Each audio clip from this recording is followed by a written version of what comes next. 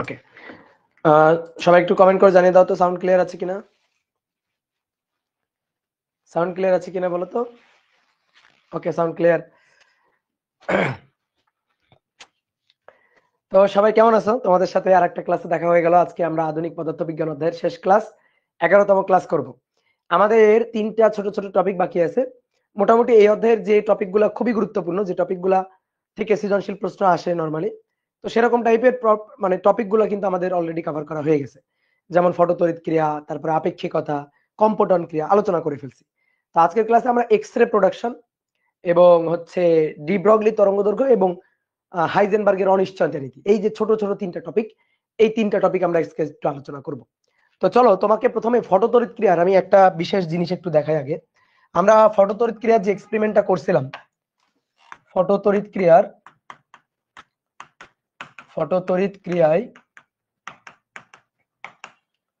ফটোতড়িৎ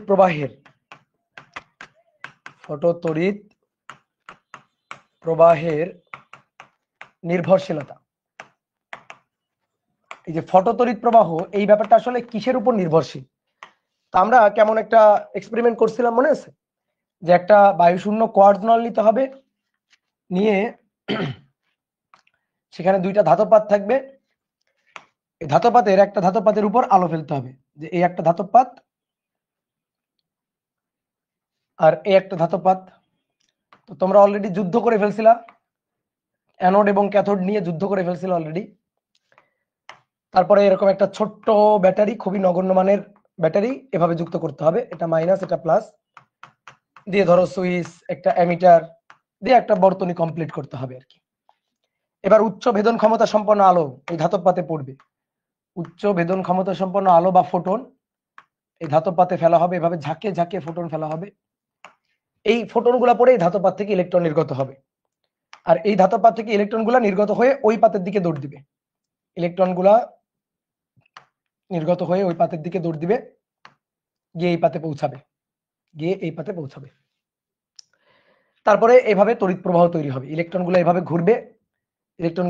ঘুরবে। যেহেতু এই পাত থেকে ইলেকট্রন সরে যাচ্ছে, এখানে একটা ইলেকট্রনের ঘাটতি তৈরি হবে, এই পাতে গিয়ে ইলেকট্রন গুলা বসছে, তাহলে এই প্লাস টার্মিনাল কি করবে, এই পাশের ইলেকট্রন গুলাকে টেনে এই পাশে নিয়ে আসবে। তো এইভাবে কিন্তু ইলেকট্রন গুলো এইভাবে ঘুরতে থাকবে। তো ইলেকট্রন গুলো যদি এভাবে ঘোরে, তাহলে এর উল্টা ডিরেকশনে আমরা এখানে তড়িৎ প্রবাহ পাবো। এই তড়িৎ প্রবাহটাকে বলা হয় ফটো তড়িৎ প্রবাহ। এবার আমরা এই জিনিসটা বুঝতে চাইতেছি যে এই ফটো তড়িৎ প্রবাহ আসলে কিসের উপর ডিপেন্ড করবে। এই ফটো তড়িৎ প্রবাহের মাত্রাটা আমি বাড়াইতে চাই, তড়িৎ প্রবাহের মানটা আমি বাড়াইতে চাই, তাহলে কি করলে ফটো তড়িৎ প্রবাহের মাত্রাটা বাড়বে, মানটা বাড়বে। তো এই জিনিসটা এখন আমরা খুঁজে বের করতে চাই, এই জিনিসটা আমরা ফাইন্ড আউট করতে চাই। দেখো, এটা মাইনাস টার্মিনাল হলে এটা মাইনাস টার্মিনাল, এটা প্লাস হলে এটা প্লাস টার্মিনাল। তো এটার নাম ছিল কি, এটার নাম ছিল হচ্ছে অ্যানোড, এবং এটার নাম কি ছিল, ক্যাথোড। তাহলে ক্যাথোড থেকে ইলেকট্রন নির্গত হয়ে অ্যানোডের দিকে যাচ্ছিল। এখন আমরা চাই তড়িৎ প্রবাহ আই এইটা যেন বেশি হয়। তাহলে আই কিসের উপর নির্ভর করে, তড়িৎ প্রবাহ I equal to N divided by N E divided by T, বা I equal to Q divided by T. Q কি, চার্জ। ইলেকট্রন ফ্লো হচ্ছে না, এভাবে ইলেকট্রন ফ্লো করতেছে, তাহলে ইলেকট্রন যদি প্রবাহিত হয়, তাহলে কিউ হচ্ছে এন ই ডিভাইডেড বাই টি। এই এন কি, এন হচ্ছে ইলেকট্রনের সংখ্যা, এন ইলেকট্রনের, ফটো ইলেকট্রনের সংখ্যা। তাহলে আমি যদি তড়িৎ প্রবাহটা বাড়াইতে চাই, তাহলে আমার ফটো ইলেকট্রনের সংখ্যা বাড়াইতে হবে। এই যে এই ইলেকট্রনগুলো হচ্ছে ফটো ইলেকট্রন, এই ফটো ইলেকট্রনের সংখ্যা বাড়াইতে হবে। এখন এই ফটো ইলেকট্রনের সংখ্যা বাড়াইতে গেলে বেশি বেশি কম্পাঙ্কের আলো এই ধাতব পাতে ফেলা লাগবে। কি বুঝছো আমার কথা? কি করা লাগবে, বেশি কম্পাঙ্কের আলো ফেলা লাগবে। যত বেশি কম্পাঙ্কের আলো আমি ফেলবো, তত বেশি সংখ্যক ইলেকট্রন নির্গত হবে। কি তাই তো? উত্তর হচ্ছে না, এটা ভুল, এটা মারাত্মক ভুল কথা। এই যে অনেকেই বলতেছো যে ভাই বেশি ফ্রিকোয়েন্সির আলো ফেলতে হবে, না ভাই, আমি বেশি ফ্রিকোয়েন্সির আলো ফেললে বেশি সংখ্যক ইলেকট্রন নির্গত হবে, নো, এটা মিথ্যা কথা, এটা ভুল কথা। আমি যদি বেশি কম্পাঙ্কের, বেশি উচ্চ ভেদন ক্ষমতা সম্পন্ন আলো ফেলি, বেশি শক্তি সম্পন্ন আলো, তাহলে সেই ক্ষেত্রে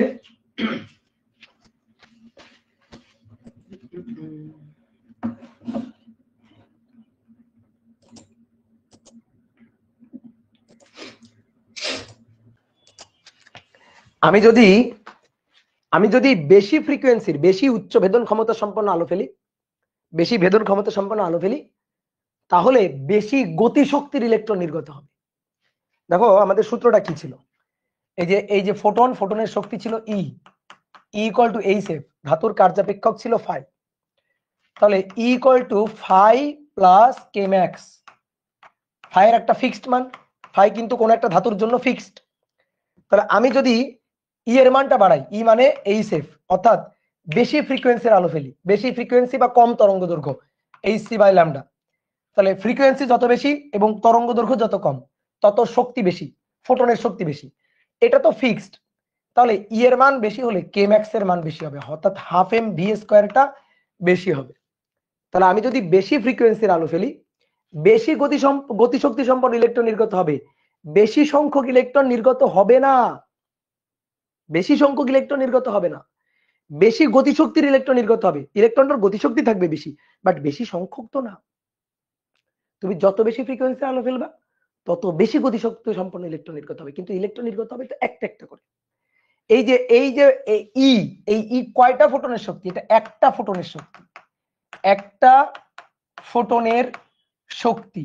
তো একটা ফোটনের যদি আমি শক্তি বাড়াই, সেই ফোটন যে ইলেকট্রনটাকে নির্গত করবে সেই একটা ইলেকট্রনের গতিশক্তি, একটি ফটো ইলেকট্রনের গতিশক্তি, ফটো ইলেকট্রনের বেগ বা গতিশক্তি বাড়বে, ফটো ইলেকট্রনের গতিশক্তি বা বেগ বাড়বে। কিন্তু আমরা তো চাই আয়ের মান বাড়াইতে। আয়ের মান বাড়ানোর জন্য এন এর মান বাড়াইতে হবে। এন মানে ফটো ইলেকট্রনের সংখ্যা। তাহলে ফ্রিকোয়েন্সি, আলোর ফ্রিকোয়েন্সি বাড়াইলে হবে না, কি করতে হবে? তুমি যদি ফটো ইলেকট্রনের সংখ্যা বাড়াইতে চাও তাহলে ফোটনের সংখ্যা বাড়াইতে হবে। এই যে ছোট হাতের এন, এই ছোট হাতের এন ছিল কি? ফোটনের সংখ্যা। তাহলে তোমার এই ফোটনের সংখ্যাটা বাড়াইতে হবে। একটা ফোটন একটা ইলেকট্রনকে শক্তি দেয়। এই যে শক্তিটা, এই যে কেম্যাক্স, এই শক্তিটা একটা ফোটনের কাছ থেকে পাচ্ছে, ই এর কাছ থেকে পাচ্ছে। একটা ফোটন একটা ইলেকট্রনকে শক্তি দিবে। তা আমি যদি এখানে অনেক বেশি সংখ্যক ফোটন ফেলতে পারি, তাহলে অনেক বেশি সংখ্যক ইলেকট্রন ফোটনের কাছ থেকে শক্তি অ্যাবজর্ব করে নিয়ে নির্গত হতে পারবে। এই কথা বুঝতে পারছো? আমি একটা ফোটন, এই যে ধাতব পাত, এই ধাতব পাতে আমি একটা ফোটন ফেলতেছি, এই একটা ফোটন একটা ইলেকট্রনকে নির্গত করতেছে, যে একটা ইলেকট্রনকে নির্গত করতেছে, আমি যদি আরো একটা ফোটন ফেলি, তাহলে আরো একটা ইলেকট্রন নির্গত হতে পারবে, আমি যদি আরো একটা ফোটন ফেলি, ধাতব পাতে যদি আরো একটা ফোটন ফেলা হয়, তাহলে এখান থেকে আরো একটা ইলেকট্রন এই ধাতব পাত থেকে নির্গত হতে পারবে। তাহলে যত বেশি সংখ্যক ফোটন আমি ফেলবো, ইলেকট্রন নির্গত হবে তত বেশি সংখ্যক। আর ইলেকট্রন যত বেশি নির্গত হবে তত আমি তড়িৎ প্রবাহটা, চার্জের মান তত বাড়বে, আমি তড়িৎ প্রবাহ তত পাবো। তাহলে ফোটনের সংখ্যা, ঠিক আছে, এভাবে লিখি একটু, ফোটনের সংখ্যা, নাম্বার অফ ফোটন কাউন্ট, এটা যদি তুমি বাড়াও তাহলে ফটো ইলেকট্রনের সংখ্যা বাড়বে, ফটো ইলেকট্রনের সংখ্যা বাড়বে। যত ফটো ইলেকট্রনের সংখ্যা বেশি হবে তত তড়িৎ প্রবাহ বেশি হবে। আর ফটো ইলেকট্রনের সংখ্যা যখন বেড়ে যায়, দেখো ফোটনের সংখ্যা বাড়ে না, এই ফোটনের সংখ্যা বৃদ্ধি পাওয়া, এটাকে বলা হয় আলোর তীব্রতা বৃদ্ধি পাওয়া। এটাকে একটু লিখি যে আলোর তীব্রতা বৃদ্ধি পাওয়া। ফোটনের সংখ্যা বাড়াইলে আলোর তীব্রতা বাড়বে। আলোর তীব্রতা বৃদ্ধি মানে ফ্রিকোয়েন্সি বেশি না, আলোর শক্তি বেশি মানে ফ্রিকোয়েন্সি বেশি, আর আলোর তীব্রতা বেশি মানে বেশি ফোটন। যত বেশি ফোটন তীব্রতা তত বেশি। কি কথা বুঝছো? তাহলে আলোর তীব্রতা বেশি হবে যখন ফোটন সংখ্যা বেশি হবে, তীব্রতা হচ্ছে আই, ঠিক আছে, তীব্রতা আই বাড়বে। এবার তীব্রতা বাড়লে বা ফোটন সংখ্যা বাড়লে ফটো ইলেকট্রন বেশি নির্গত হবে, তাহলে ফটো ইলেকট্রনের সংখ্যাও বাড়বে, এই যে ফটো ইলেকট্রনটাও বাড়বে। কি কথা বুঝছো? ফটো ইলেকট্রনটা বাড়বে, এগুলা বৃদ্ধি, এই তীর চিহ্নগুলা বৃদ্ধি বোঝাচ্ছে, আবার এই তীর চিহ্নগুলোর সাথে জড়াই ফেলো না, ঠিক আছে, এইগুলা বৃদ্ধি বোঝাচ্ছে। এই তীব্রতাটা আই, ইন্টেন্সিটির তীব্রতা। এবার ফটো ইলেকট্রন যদি বাড়ে তাহলে ফটো তড়িৎ প্রবাহ বাড়বে, ফটো তড়িৎ প্রবাহ ফটোতড়িৎ প্রবাহ বাড়বে। ঠিক উল্টা ভাবে যদি বলি, ফোটনের সংখ্যা যদি কমে যায়, তুমি যদি কম ফোটন ফেলো তাহলে আলোর তীব্রতা কমে যাবে। আলোর তীব্রতা কম হলে ফটো ইলেকট্রন নির্গত হবে কম। ফটো ইলেকট্রন নির্গত যদি কম হয় তাহলে কারেন্ট হয়ে যাবে কম, কারণ চার্জ কমে যাবে। তখন ফটো ইলেকট্রনের সংখ্যার তারতম্য মানে কমে যাওয়ার কারণে, হ্রাস পাওয়ার কারণে আলোর তীব্রতাটা কমে যাবে, আলোও কমে যাবে। ঠিক আছে, তাহলে আমরা কারেন্ট চাই। এই যে কারেন্ট আয়ের কি অবস্থা হবে, তড়িৎ প্রবাহের মাত্রার কি অবস্থা হবে? তো সেই তড়িৎ প্রবাহের মাত্রা আসলে ফোটনের সংখ্যার উপর ডিপেন্ড করে। ঠিক আছে, ফোটনের শক্তির উপর ডিপেন্ড করে না, ফোটনের ফ্রিকোয়েন্সির উপর ডিপেন্ড করে না, ফোটনের তরঙ্গ দৈর্ঘ্যের উপর ডিপেন্ড করে না। ঠিক আছে, তাহলে তড়িৎ প্রবাহ বাড়বে। তাহলে গ্রাফটা কেমন হবে?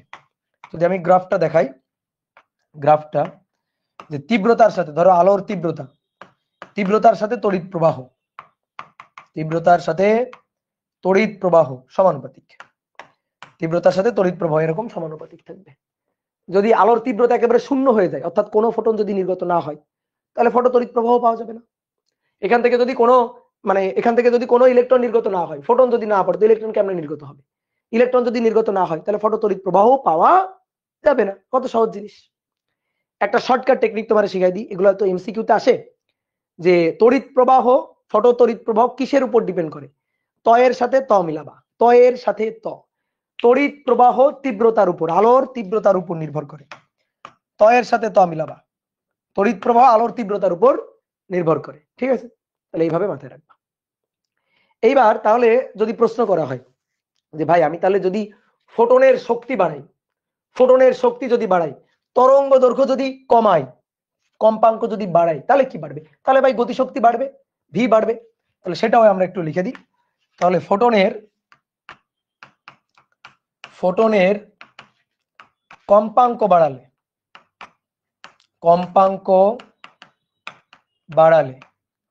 কম্পাঙ্ক বাড়ানো মানে শক্তি বাড়ানো, বা শক্তি বাড়ালে বা তরঙ্গ দৈর্ঘ্য কমালে, তরঙ্গ দৈর্ঘ্য কম্পাঙ্কের সাথে উল্টা সম্পর্ক, তরঙ্গ দৈর্ঘ্য কমালে, তাহলে এই ব্যাপারটা হচ্ছে কি, ভেদন ক্ষমতা বাড়ালে, উচ্চ ভেদন ক্ষমতা সম্পন্ন। কম্পাঙ্ক যত বাড়াবো তত বেশি উচ্চ ভেদন ক্ষমতা সম্পন্ন হবে। তাহলে ভেদন ক্ষমতার কি, ভেদন যোগ্যতা বাড়ালে, ভেদন যোগ্যতা বাড়ালে কি হবে? ভেদন যোগ্যতা বাড়ালে বেশি গতিশক্তি সম্পন্ন ইলেকট্রন নির্গত হবে, অর্থাৎ ইলেকট্রনের গতিশক্তি বাড়বে। নির্গত ফটো ইলেকট্রনের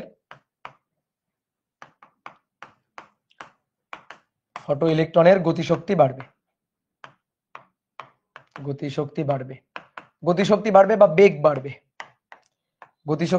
বা বেগ বাড়বে, ঠিক আছে, ঠিক আছে, ইকুয়াল টু 5 প্লাস কেম্যাক্স। অলরেডি লিখছি এটা 5 ফিক্সড। তাহলে ই এর সাথে ফাই এর সম্পর্ক, equal to HF HC by lambda. তাহলে এগুলা বাড়াইলে half M V square EVS নিবৃত বিভব এইগুলা বাড়বে। ঠিক আছে, যেটা বাড়ালে এটা বাড়বে, এই যে এগুলা বাড়াইলে এগুলা বাড়বে, বেগ বাড়বে, ইভিএস বাড়বে, গতিশক্তি বাড়বে। ওকে, ডান। তাহলে এই জিনিসটা একটু মাথায় রাখবা। এবার আসো আমরা আজকে যেটা পড়বো সেটা হচ্ছে X ray production.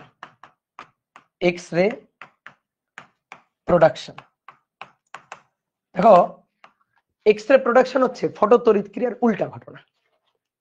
X ray production photo তড়িৎ ক্রিয়ার উল্টা ঘটনা। ফটো তড়িৎ ক্রিয়ায় যেটা ঘটছে,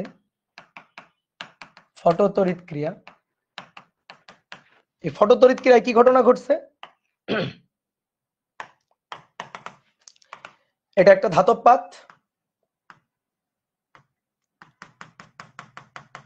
এই ধাতব পাতে তুমি উচ্চ ভেদন ক্ষমতা সম্পন্ন আলো ফেলছো, এই ধাতব পাত থেকে ইলেকট্রন নির্গত হয়ে গেছে, এই যে ইলেকট্রন নির্গত হয়ে গেছে। উচ্চ ভেদন ক্ষমতা সম্পন্ন আলোর শক্তি ইকুয়াল টু এইচএফ, আর ইলেকট্রনের গতিশক্তি হাফ এম ভি স্কয়ার বা কেমেক্স। তাহলে কি হচ্ছে? ফোটন ফেলে ইলেকট্রন নির্গত করা হচ্ছে। তাহলে ফোটন দিয়ে আঘাত করে, কোনো ধাতব পাতকে ফোটন দিয়ে আঘাত করে ফটো ইলেকট্রন নির্গত হচ্ছে, ফটো ইলেকট্রন নির্গত করা হচ্ছে।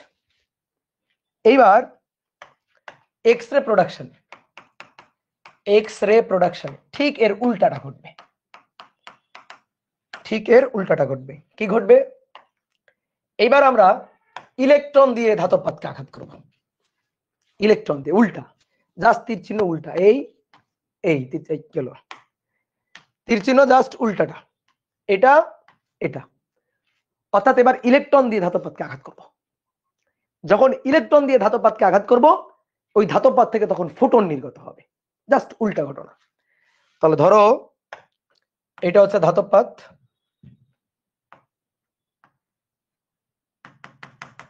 এটা হচ্ছে ধাতব পাত। এবার ধাতব পাতে আমি ইলেকট্রন দিয়ে আঘাত করব, এটা ইলেকট্রন, এই যে ইলেকট্রন দিয়ে ধাতব পাতে আঘাত করা হবে। ধাতব পাতে আঘাত করলে এইখান থেকে বিকিরণ বর্ণালী নির্গত হবে। দেখো অনেকে ভাবে কি এই বিকিরণ বর্ণালী মানে দেখতেই হবে, আলো দেখতেই হবে, দেখতেই হবে এমন কোনো কথা নেই। আলোর একটা একটা রেঞ্জ দৃশ্যমান, কিন্তু এর বাইরেও কিন্তু আলো আছে যেগুলো দৃশ্যমান নয়, অদৃশ্য আর কি। তাহলে এখান থেকে ফোটন নির্গত হবে। এই যে ফোটনটা, এই ফোটনটাই হচ্ছে এক্স রে, এই যে ফোটনটা এটাই হচ্ছে এক্স রে, এক্স রে নির্গত হবে। ঠিক আছে? এবং এই ব্যাপারটাকে কাজে লাগিয়ে, এই যে কনসেপ্ট এটাকে কাজে লাগিয়ে বিশেষ করে চিকিৎসা বিজ্ঞানে বেশ একটা বিপ্লব সাধন করে ফেলা হয়েছে। বুঝতে পারছো? এই যে ফিজিক্স এগুলো যদি না থাকতো তো চিকিৎসা বিজ্ঞান এত দূর আগাইতো? সবকিছুর মূলে দেখবা পদার্থবিজ্ঞান, খুঁজলে সবকিছুর মূলে পাওয়া যাবে পদার্থবিজ্ঞান। এই ফিজিক্স কেমিস্ট্রি সবকিছুর মূলে কি আছে? সবকিছুর মূলে আছে পদার্থবিজ্ঞান।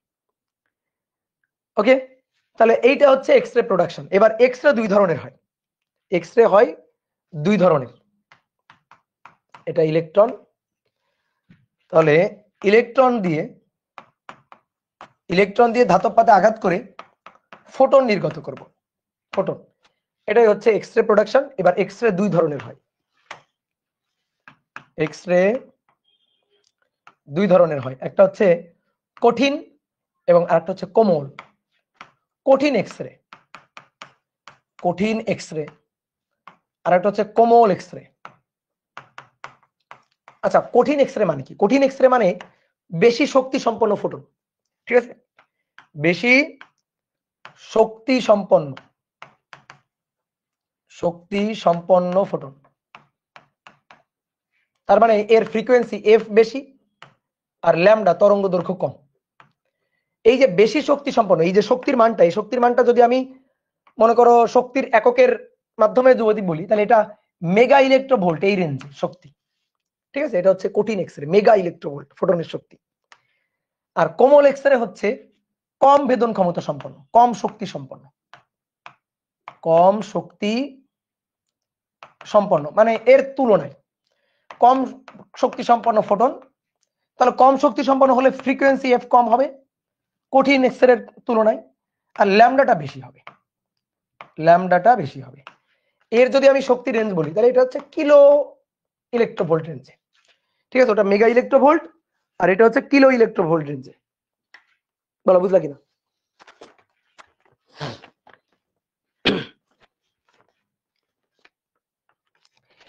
এর এর তরঙ্গ দৈর্ঘ্য, এর যদি তরঙ্গ দৈর্ঘ্যের কথা বলা হয় তো এর তরঙ্গ দৈর্ঘ্য হচ্ছে 0.1 অ্যাংস্ট্রম, তরঙ্গ দৈর্ঘ্য কম, 0.1 অ্যাংস্ট্রম। আর এর যে তরঙ্গ দৈর্ঘ্য, এর তরঙ্গ দৈর্ঘ্য দেখো, এটা আনুমানিক মান বলতেছি, বই থেকে দেখে নিতে পারো, আমি আনুমানিক মান বলতেছি 0.1 অ্যাংস্ট্রম এর কাছাকাছি, কাছাকাছি। বেশি শক্তি সম্পন্ন, বেশি ফ্রিকোয়েন্সি, বেশি শক্তি, কম তরঙ্গ দৈর্ঘ্য। আর এর তরঙ্গ দৈর্ঘ্য 10 অ্যাংস্ট্রম এর কাছাকাছি, 10 অ্যাংস্ট্রম এর কাছাকাছি। এবার দেখো যে কঠিন এবং কোমল এক্স রে কোথায় কোন জিনিসটা ব্যবহার করা হয়, কোথায় কোন জিনিসটা ব্যবহার করা হয়? বিশেষ করে চিকিৎসা বিজ্ঞানে এই কোমল এক্স রেটাই ব্যবহার করা হয়। চিকিৎসা বিজ্ঞানে মনে করো তোমার হাড্ডি ভেঙে গেছে কিনা, বা তোমার মনে করো যে সাপোজ পেটের মধ্যে কোনো জিনিস দেখতে হবে আর কি, যে কোথায় কি হয়েছে না ঘটনা, এই এই জিনিসগুলো দেখার জন্য এই কোমল এক্সরে ব্যবহার করা হয়। ঠিক আছে, আমার যে যখন দাঁতে ব্যথা হয়েছিল, এই যে দাঁতের এখানে এক্সরে করা হয়েছিল, দাঁত একটা এবড়ো থেবড়ো ভাবে ছিল, তো এটা আমরা দেখছিলাম যে এক্সরে এর মাধ্যমে এটা দেখছিলাম। তো এক্সরেটা হচ্ছে এই যে এক্সরেটা চিকিৎসা বিজ্ঞানে ব্যবহার করে, সেটা কোমল এক্সরে।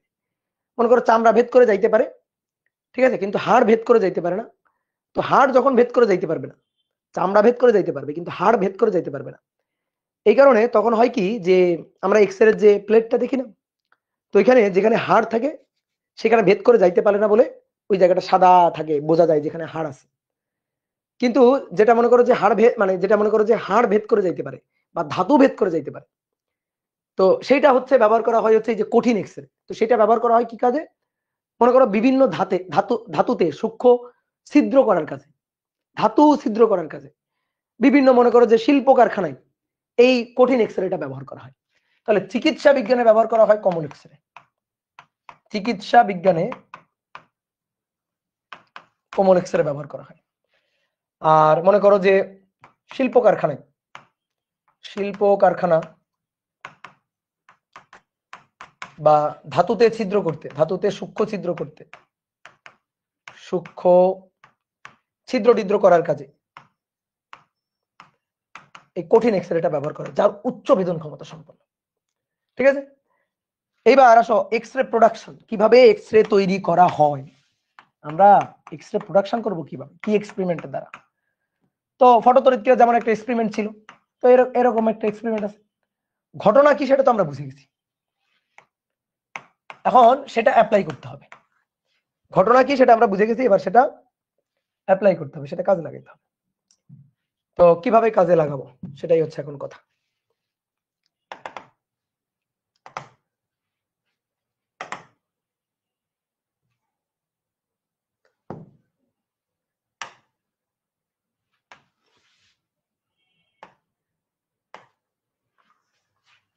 দেখো, এই যে একটা চিত্র আছে, এই চিত্রটা হচ্ছে এক্সরে প্রোডাকশনের চিত্র। ঠিক আছে, এটা কোনো মতে আঁকবা, ঠিক আছে, এটা কোনো মতে আঁকবা। এটা হচ্ছে এক্সরে প্রোডাকশনের চিত্র, কোনো মতে আঁকবা, আঁকতে পারবে না এরকম একটা, এটাকে বলা হয় কুইজ নল। এই যে নলটা, এই নলটা হচ্ছে কুইজ নল, এই নলটার নাম হচ্ছে কুইজ নল। তো এরকম একটা কুইজ নল আঁকবা, এই যে এরকম একটা কুইজ নল।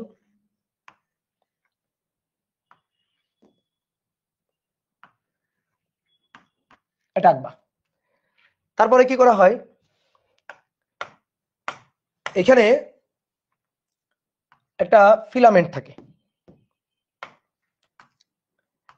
এখানে একটা উত্তপ্ত ফিলামেন্ট থাকে, তড়িৎ প্রবাহের মাধ্যমে এটাকে উত্তপ্ত করা হয়। আর এখানে একটা ধাতব পাত থাকে, এই যে এখানে একটা ধাতব পাত থাকে,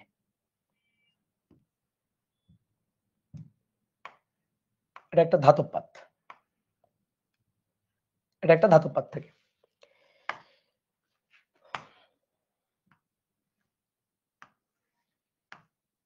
এবার দেখো আমরা কি করব, এই ধাতব পাত থেকে ফোটন নির্গত করব কিভাবে, ইলেকট্রন ছুড়ে।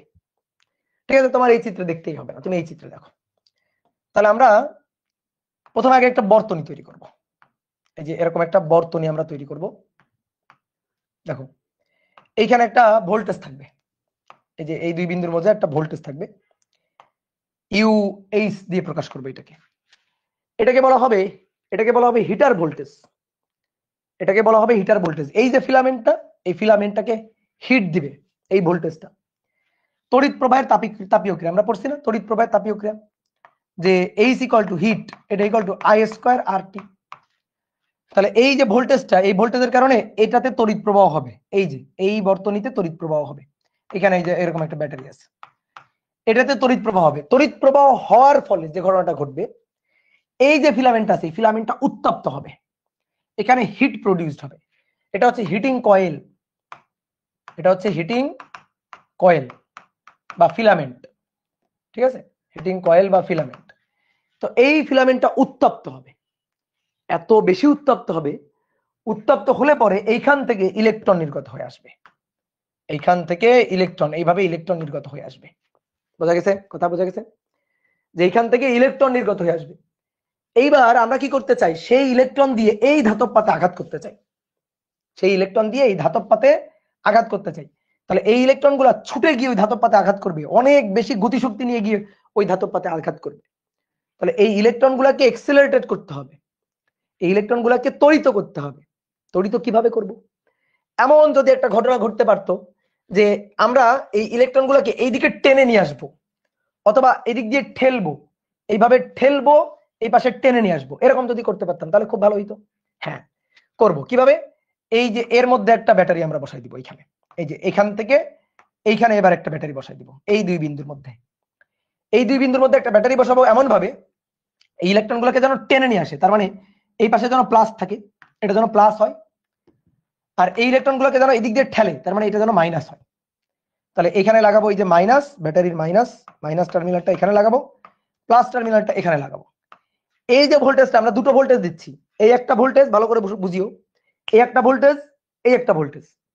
এই ভোল্টেজটার কাজ হচ্ছে ইলেকট্রনগুলোকে ত্বরিত করে এপাশে জোরে টেনে নিয়ে আসা, এই ধাতব পাশে এসে দুম করে আঘাত করবে আর কি। আঘাত করলে পরে এখান থেকে ফোটন নির্গত হবে। ধাতব পাতে এসে যেন অনেক বেশি বেগ নিয়ে আঘাত করতে পারে, তো তার জন্য আমরা কি করবো, ইলেকট্রনগুলোকে এই পাশে টেনে নিয়ে আসতে চাই। এই মাইনাস ওকে ঠেলবে, প্লাস টানবে, মাইনাস ঠেলবে, প্লাস টানবে, টেনে নিয়ে আসবে।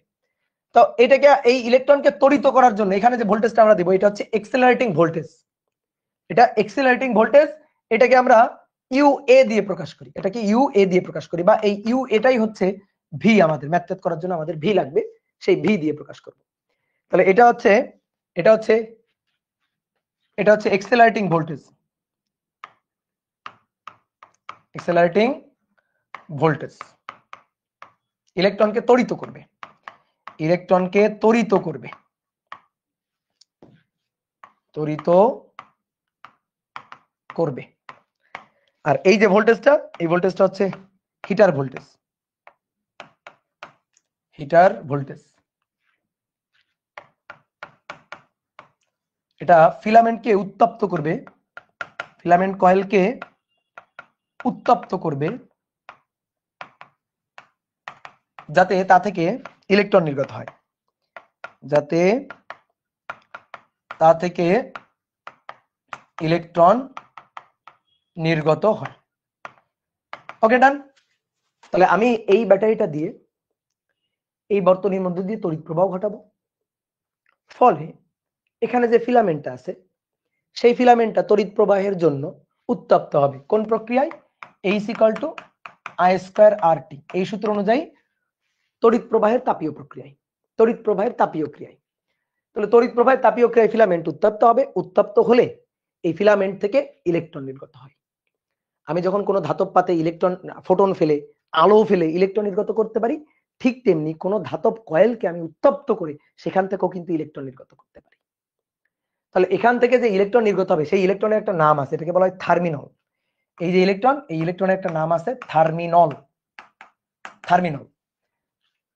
আলো ফেলে ইলেকট্রন মুক্ত করলে সেটাকে বলা হয় ফটো ইলেকট্রন, ঠিক আছে? আলো ফেলে, আলো ফেলে ইলেকট্রন নির্গত করলে তা হচ্ছে ফটো ইলেকট্রন, ফটো ইলেকট্রন।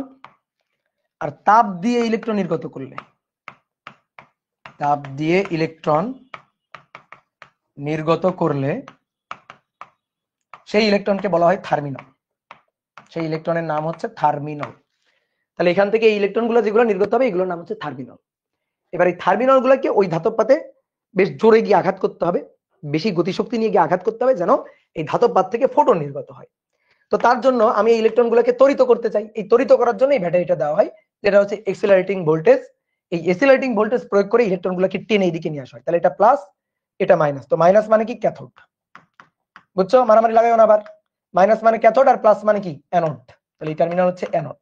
তাহলে এইভাবে এই ফিলামেন্ট ক্যাথোড থেকে ইলেকট্রনকে নির্গত করা হয়, ইলেকট্রন সেইগুলা গিয়ে মানে অ্যানোডে এই যে ধাতব পাতে গিয়ে আঘাত করে, আর ধাতব পাতে গিয়ে যখন আঘাত করে তখন এখান থেকে ফোটন নির্গত হয়, এখান থেকে এরকম ঝাঁকে ঝাঁকে ঝাঁকে ঝাঁকে ফোটন নির্গত হয়। এইগুলাই হচ্ছে আমাদের এক্স রে। এই যে ফোটন, এই ফোটনটাই হচ্ছে আমাদের এক্স রে। বোঝা গেছে? এবার কথা হচ্ছে এই যে ধাতব পাত্র, এই ধাতব পাত্রকে হইতে হয় উচ্চ গলনাঙ্ক বিশিষ্ট। কেন? উচ্চ গলনাঙ্ক বিশিষ্ট, কারণ এই যে থার্মিনল গুলা, ইলেকট্রন গুলা যখন এই ধাতব পাতে গিয়ে হিট করে, এখানে প্রচুর পরিমাণে হিট প্রডিউসড হয়। তো এমন একটা ধাতব পাত তুমি নিলা যার গলনাঙ্ক খুবই কম, তো গলনাঙ্ক যদি খুবই কম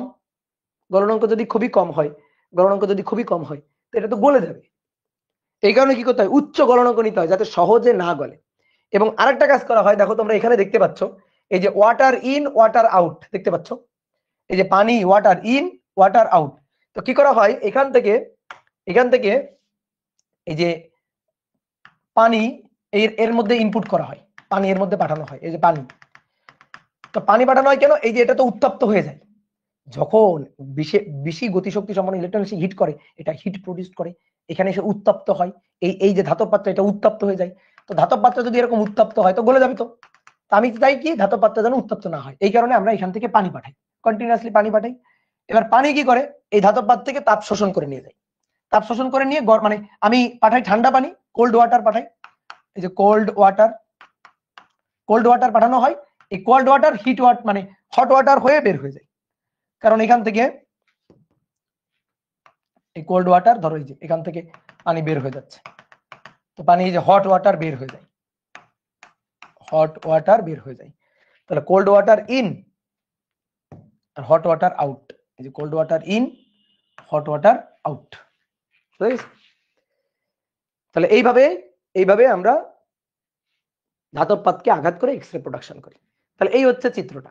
তো এইবার আশা করি চিত্রটা বুঝছো, এই যে চিত্রটা বুঝছো, ওই চিত্র আর এই চিত্র একই জিনিস, ঠিক আছে। আর পুরো এই যে সিস্টেমটাকে একটা লেড বক্সের মধ্যে রাখা হয়, যেন এই যে ফোটনগুলো নির্গত হচ্ছে মানে এক্স রে যেটা, এটা যেন এই বক্সের বাইরে না যায়। এই কারণে পুরো এই সিস্টেমটাকে একটা লেড বক্সের মধ্যে রাখা হয়, ঠিক আছে, একটা লেড বক্স।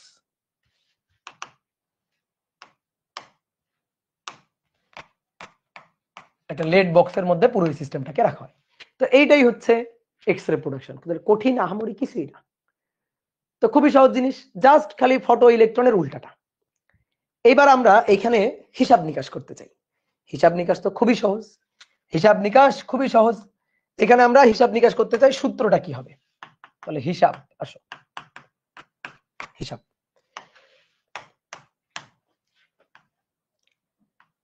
এই যে হিটিং কয়েল, ফিলামেন্ট, ঠিক আছে, ক্যাথোড ফিলামেন্ট,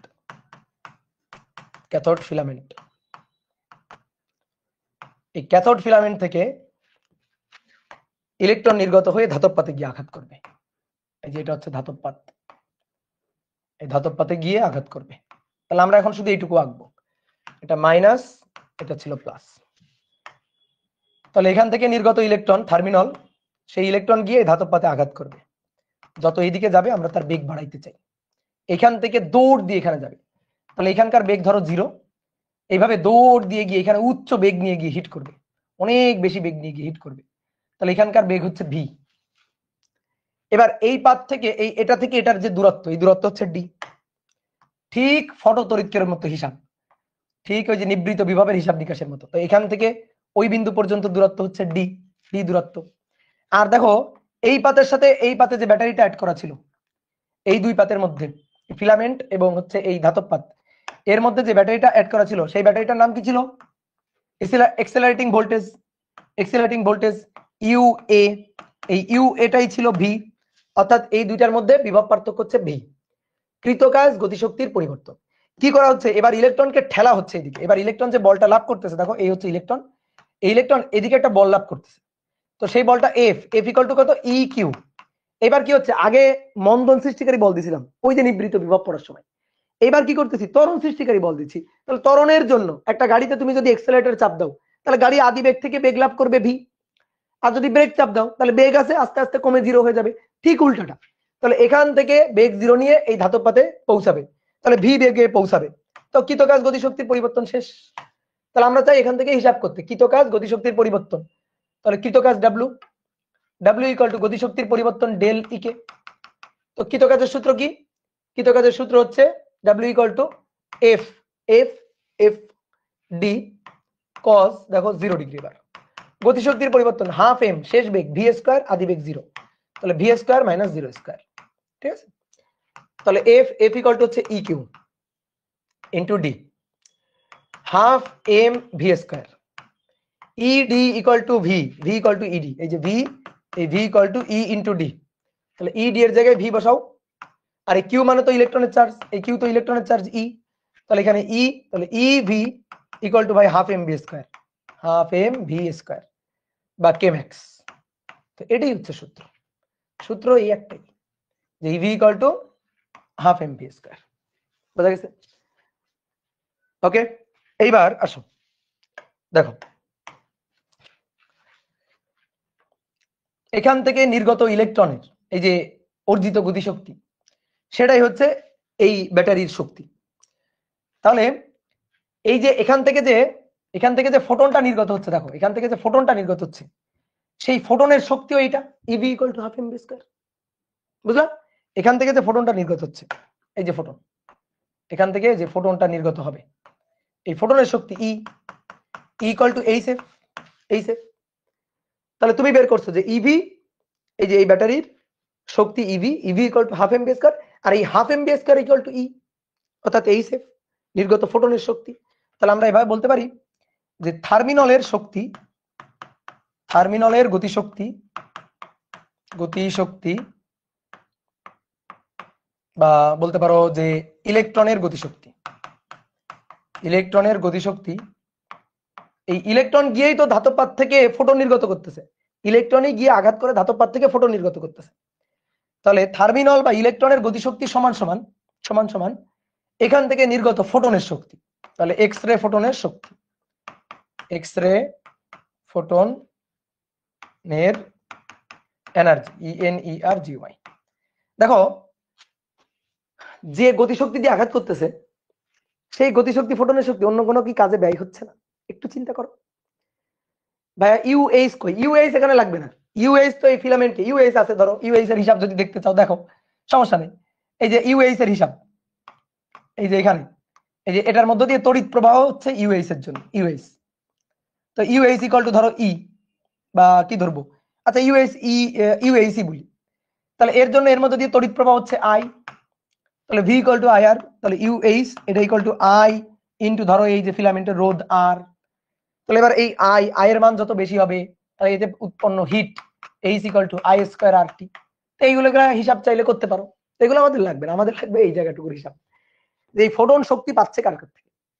ফোটনকে, ধাতব পাত থেকে যখন ফোটন নির্গত হচ্ছে, ফোটনকে কে আঘাত করতেছে? ইলেকট্রন কে আঘাত করতেছে। তাহলে ইলেকট্রন ওকে শক্তি দিচ্ছে, ফোটন নির্গত হচ্ছে। তাহলে ইলেকট্রনের শক্তি এই যে হাফ এম ভি স্কয়ার, এই হাফ এম ভি স্কয়ার বা ইভি, এটাই এক্স রে ফোটনের শক্তি। তো এক্স রে ফোটনের শক্তি E equal to H F. বুঝা গেছে?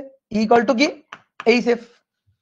তাহলে আমরা এই half M V square direct না লিখে আগে লিখি কে ম্যাক্স বা কে, গতিশক্তি কে, গতিশক্তি কে, এটা কে বললাম, গতিশক্তি কে। তাহলে গতিশক্তি কে, এটাই হচ্ছে ফোটনের শক্তি ই। এবার কথা হচ্ছে ইলেকট্রন যে গতিশক্তি দিয়ে আঘাত করতেছে, সেই গতিশক্তি নিয়েই ফোটন নির্গত হচ্ছে, কোনো লস টস নাই, কোনো লস নাই। চিন্তা করে দেখো তো, আছে, অবশ্যই আছে। এই যে দেখো এখান থেকে যে পানি ফেলতেছিলাম, এই যে পানি পাঠাচ্ছিলাম, ওই পানি কিছু শক্তি নিচ্ছে না?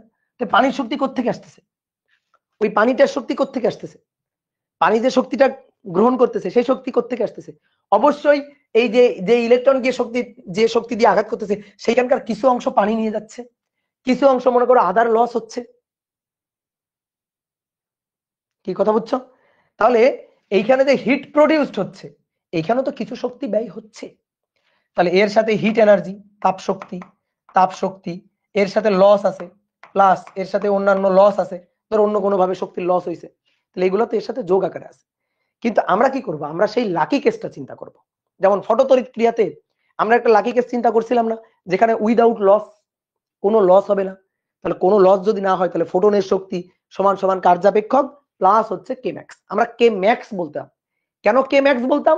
কে ম্যাক্স কেন বলতাম? কারণ কে ম্যাক্সই তখনই হবে যখন অন্য কোনো ভাবে শক্তির খরচ, শক্তির ব্যয় না হবে, তখনই নির্গত ইলেকট্রনের শক্তিটা হবে সবচেয়ে বেশি।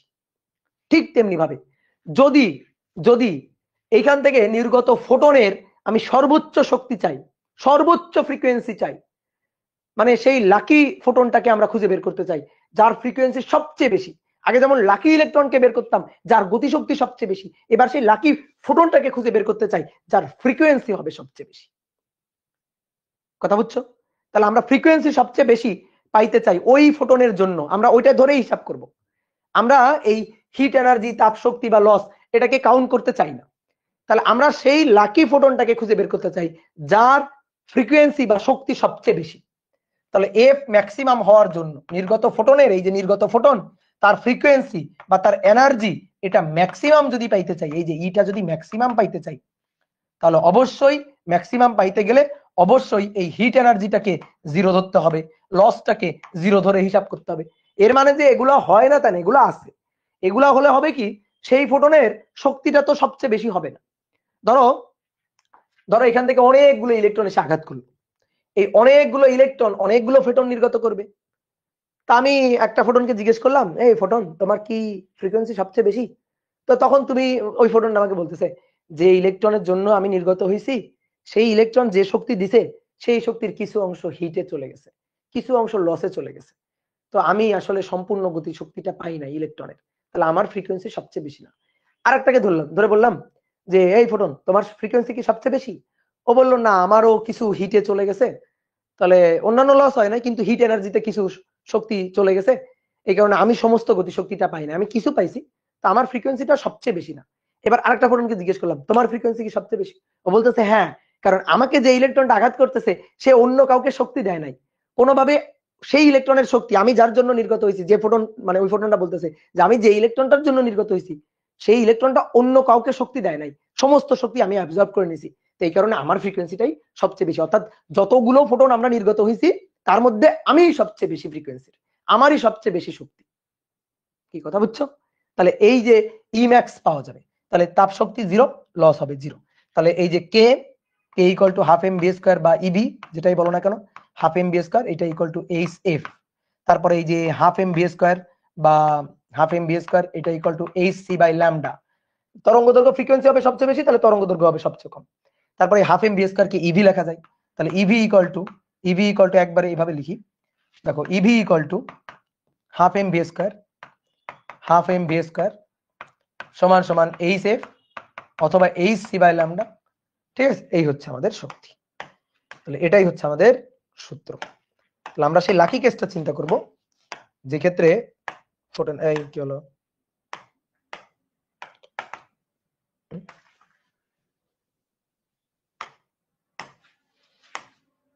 আমরা সেই লাকি কেসটা চিন্তা করব যে ক্ষেত্রে ফোটনের শক্তিটা হবে বা ফ্রিকোয়েন্সিটা হবে সবচেয়ে বেশি। তাহলে এই এফটা হবে ম্যাক্সিমাম এফ, এই যে এফটা, এই এফটা হবে ম্যাক্সিমাম এফ, আর এই যে ল্যামডাটা, এই ল্যামডাটা হবে মিনিমাম ল্যামডা। বুঝতে পারছো? দেখো অনেক সুন্দর করে বুঝাই দিলাম কিন্তু। এই বেগ সি হবে না, কোন বেগ? এই বেগ কেন সি হবে? এটা তো ইলেকট্রনের বেগ, এটা তো ইলেকট্রনের বেগ ভি, এটার বেগ কেন সি হবে? ফোটনের বেগ চিন্তা করলে সি, সেটা তো আমি লিখছি এইচ সি বাই ল্যামডা। ওকে, তাহলে হিসাবটা ডান। এইবার আসো, আমি মনে করো চাই বেশি সংখ্যক এক্স রে ফোটন নির্গত হোক। ঠিক আছে, আমি চাই মনে করো নির্গত ফোটনের তীব্রতা বাড়াইতে বা আলোর তীব্রতা, এই যে ফোটন নির্গত হচ্ছে আমি তীব্রতাটা বাড়াইতে চাই, তাহলে তীব্রতা বাড়াবো।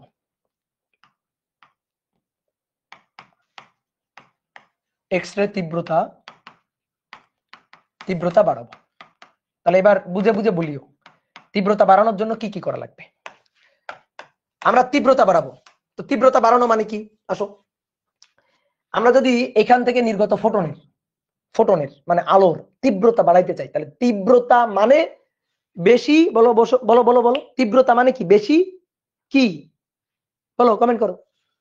তীব্রতা মানে বেশি কি? বেশি ফোটন। Good, very good. তাহলে তীব্রতা মানে বেশি ফোটন, ভালো করে বোঝো। তীব্রতা চাই, তাহলে বেশি ফোটন নির্গত করতে হবে। তাহলে তীব্রতা বাড়াবো মানে বেশি ফোটন নির্গত করতে হবে, বেশি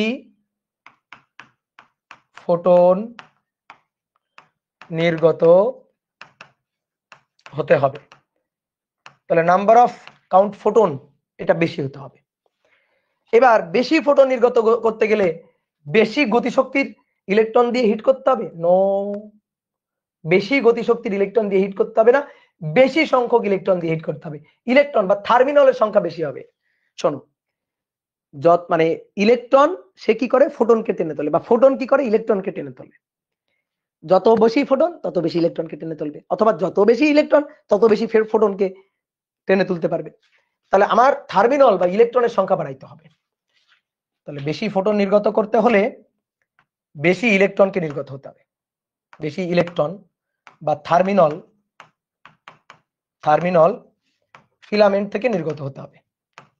ফিলামেন্ট থেকে নির্গত হতে হবে। এবার তাহলে ফিলামেন্ট থেকে নির্গত হবে, আসো চিত্রে যাই। ফিলামেন্ট, এই যে ফিলামেন্ট থেকে বেশি ইলেকট্রন নির্গত হবে। এটা যত উত্তপ্ত হবে এটা তত বেশি ইলেকট্রন নির্গত হবে। তাহলে এটাকে উত্তপ্ত করতে হবে বেশি। কিভাবে উত্তপ্ত করা যায়? তড়িৎ প্রবাহ বাড়াই দিতে হবে। যত বেশি তড়িৎ প্রবাহ, এই যে H=I²RT, তত বেশি এটাকে ফিলামেন্ট উত্তপ্ত হবে। তাহলে এটাকে উত্তপ্ত করতে গেলে, হিট প্রডিউস করতে গেলে তড়িৎ প্রবাহের মানটা বাড়াইতে হবে। তাহলে চলো লিখে ফেলি দুইটা লাইন। তাহলে ফিলামেন্ট কয়েল বেশি উত্তপ্ত করতে হবে। ফিলামেন্ট কয়েলকে বেশি উত্তপ্ত করতে হবে, বেশি উত্তপ্ত করতে হবে। কিভাবে করা যায়? তড়িৎ প্রবাহ বাড়িয়ে, ফিলামেন্ট কারেন্ট বাড়িয়ে, ফিলামেন্ট তড়িৎ প্রবাহ বাড়িয়ে, এই ফিলামেন্টের তড়িৎ প্রবাহ কেমনে বাড়াবো? ফিলামেন্টের তড়িৎ প্রবাহ, এটার তড়িৎ প্রবাহ আই কেমনে বাড়াবো? এই যে বিভবটা বাড়াইয়ে, অর্থাৎ হিটার ভোল্টেজের মান বৃদ্ধি করে, UH এর মান বৃদ্ধি করে। বোঝা গেছে? তাহলে UH এর মান বৃদ্ধি করলে কি হবে? UH এর মান বাড়িয়ে, তাহলে আমি দেখবো UH এর মান যদি বাড়াই দেওয়া হয়, তাহলে বেশি এক্সরে, বেশি তীব্রতা ফোটন নির্গত হচ্ছে, বা বেশি এক্সরে নির্গত হচ্ছে, বেশি সংখ্যক এক্সরে বা ফোটন নির্গত হচ্ছে। তাহলে এই হচ্ছে ব্যাপার। এইবার আসো, আচ্ছা বলো তো, যদি আমি UH এর মান বাড়াই তাহলে কি শক্তি বাড়বে? ফোটনের শক্তি বাড়বে? নো, ফোটনের সংখ্যা বাড়বে, শক্তি বাড়বে না। এখন আমি চাই কঠিন এক্সরে নির্গত করব, কঠিন। তাহলে বেশি শক্তির, বেশি ফ্রিকোয়েন্সির ইলেকট্রন মানে ফোটন আমার নির্গত করতে হবে, বেশি শক্তি সম্পন্ন, উচ্চ ভেদন ক্ষমতা সম্পন্ন। আমি ভেদন ক্ষমতা বাড়াইতে চাই, ঠিক আছে? কঠিন এক্সরে প্রোডাকশন। তাহলে কঠিন এক্সরের জন্য কি করতে হবে? ভেদন ক্ষমতা বাড়াইতে হবে, ভেদন ক্ষমতা বাড়াতে হবে। তো ভেদন ক্ষমতা বাড়ানো মানে কি? ভেদন ক্ষমতা মানে শক্তি, ই বাড়ানো, ফোটনের শক্তি E=hf, শক্তি বাড়ানো, অর্থাৎ কম্পাঙ্ক বাড়ানো। দেখো এগুলা পাগলের মতো মুখস্থ যে করবে সে হচ্ছে দুনিয়ার বলদ। পাগলের মতো ঢুলে ঢুলে বই থেকে মুখস্থ যে করবে সে কি বলদ। এগুলো মুখস্থ করা লাগে নাকি? কম্পাঙ্ক বাড়াইতে হবে, তরঙ্গ দৈর্ঘ্য কমাইতে হবে, তো এটার জন্য তাহলে কি করা দরকার? তাহলে আমি ফ্রিকোয়েন্সি যদি বাড়াইতে চাই, আসো এই যে ম্যাথমেটিক্যাল সূত্রে আসো, এই যে ফ্রিকোয়েন্সি যদি বাড়াইতে চাই তাহলে নির্গত এই যে থার্মিনল বা ইলেকট্রন, তার গতিশক্তি বাড়াইতে হবে, তো এর গতিশক্তি কিভাবে বাড়ানো যায়? তুমি মনে করো একটা গাড়ি চালাচ্ছ, তোমার আমি বললাম গাড়ির বেগ বাড়াও, কি করবা? গাড়ির বেগ বাড়াও, ধুমসে বাড়াও, কি করবা? এক্সিলারেশন দিবা, তাই না? এক্সিলারেটর চাপ দিবা। ধরো বাইক হলে বুম করে ঘুরাই দিবা, আর গাড়ি চালাইলে মনে করো এক্সিলারেটর চাপ দিয়ে গাড়ি সাই। তাহলে কি করতে হবে? আমি যদি এই বেগটা বাড়াইতে চাই, অর্থাৎ ইলেকট্রনের গতিশক্তি বাড়াইতে চাই, তাহলে এটাতে বেশি ত্বরণ, এই ইলেকট্রনকে বেশি ত্বরণ দিতে হবে, আরো বেশি ত্বরণ দিতে হবে, আরো বেশি বলে টানতে হবে। তার মানে এই বিভবটা এবার বাড়াইতে হবে, বুঝতে পারছো? তাহলে এবার এটা বাড়াইতে হবে। তাহলে বুঝলা, এটা বাড়াইলে ফোটন সংখ্যা বেশি। আমি যত এটা বাড়াবো, দেখো এটার মান কম, ফোটন নির্গত হচ্ছে কম, এটার মান বেশি, ফোটন আরো বেশি নির্গত হচ্ছে, এটার মান আরো বেশি, আরো বেশি ফোটন নির্গত হচ্ছে, আরো বেশি, আরো বেশি, আরো বেশি ফোটন নির্গত হচ্ছে। এই তাহলে এটার মান বাড়াবো, ওই যে ওইখান থেকে নির্গত ফোটনের সংখ্যা বাড়বে। আর এটার মান বাড়াবো, বেশি শক্তি সম্পন্ন ফোটন নির্গত হবে, বেশি ফ্রিকোয়েন্সির ফোটন নির্গত হবে। অর্থাৎ মনে করো এটার মান বাড়াইলে কি হবে, দেখো আমি তোমাদের দেখাই, এটা বন্ধ হোক আগে। ধরো প্রথমে নির্গত হচ্ছে এই ফ্রিকোয়েন্সির ইলেকট্রন, এই যদি এর মান বাড়াই তাহলে আরো বেশি ফ্রিকোয়েন্সি, আরো বেশি ফ্রিকোয়েন্সির ইলেকট্রন নির্গত হবে, ফ্রিকোয়েন্সিটা বাড়বে, বোঝা গেছে, ফ্রিকোয়েন্সিটা বাড়বে। তাহলে এখানে লিখে ফেলি,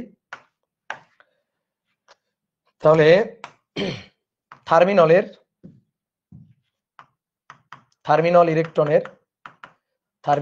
ইলেকট্রনের বেগ বাড়াতে হবে, আর বেগ বাড়ানোর উপায় এক্সেলারেশন বা ত্বরণ বাড়ানো। ত্বরণ বাড়ানোর জন্য এক্সেলারেটিং ভোল্টেজ ইউএ ইকুয়াল ভি, আর কি ভি বাড়াতে হবে। এটা পুরা সূত্রেই বোঝা যায়, এটা তো সূত্র দিয়েই বোঝা যায়, এটা এই যে সূত্র দিয়ে বোঝা যায়, এই যে ভি বাড়াইতে হবে, এই যে ইভি, ভি বাড়াবো, ভি বাড়লে হাফ এম ভি স্কয়ার, বেগ বাড়বে, আর বেগ বাড়লে এইচ এফ, ফ্রিকোয়েন্সি বাড়বে, ঠিক আছে, ফ্রিকোয়েন্সিটা এফটা বাড়বে, আর এইচ সি বাই ল্যামডা, তাহলে ল্যামডাটা কমবে, এটাই হচ্ছে সূত্র। ডান, বুঝছো, ক্লিয়ার? ইউএস নিয়ে গোলমাল হচ্ছে আমার ভাই, কেন গোলমাল হবে ভাই? ইউএস হচ্ছে হিটিং ভোল্টেজ, ওটা তড়িৎ প্রবাহ ফটোতড়িৎ ক্রিয়ার জন্য হয়, সরি ফটোতড়িৎ ক্রিয়া বলছি, তড়িৎ প্রবাহের তাপীয় ক্রিয়া। H equal to I square R T, US বাড়ালে আই বাড়বে, আই বাড়লে বেশি উত্তপ্ত হবে, বেশি উত্তপ্ত হলে বেশি ইলেকট্রন নির্গত হবে। ওকে, ডান। তাহলে এক্সরে প্রোডাকশন ডান, এক্সরে প্রোডাকশন হয়ে গেল। তাহলে এবার আসো দেখি একটা ম্যাথ করি। এক্সরে প্রোডাকশনের ম্যাথ খুব সহজ, বলা হচ্ছে একটি এক্সরে প্রোডাকশনে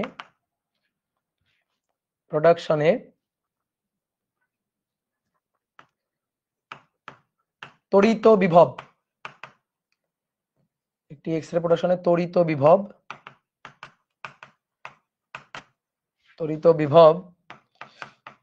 10 কিলোভোল্ট, 10 কিলোভোল্ট।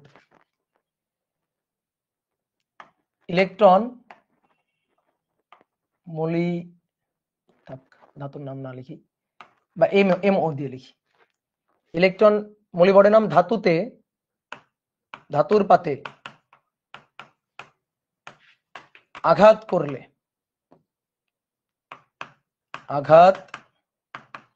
করলে তা হতে নির্গত এক্সরের সর্বনিম্ন তরঙ্গ দৈর্ঘ্য কত? সর্বনিম্ন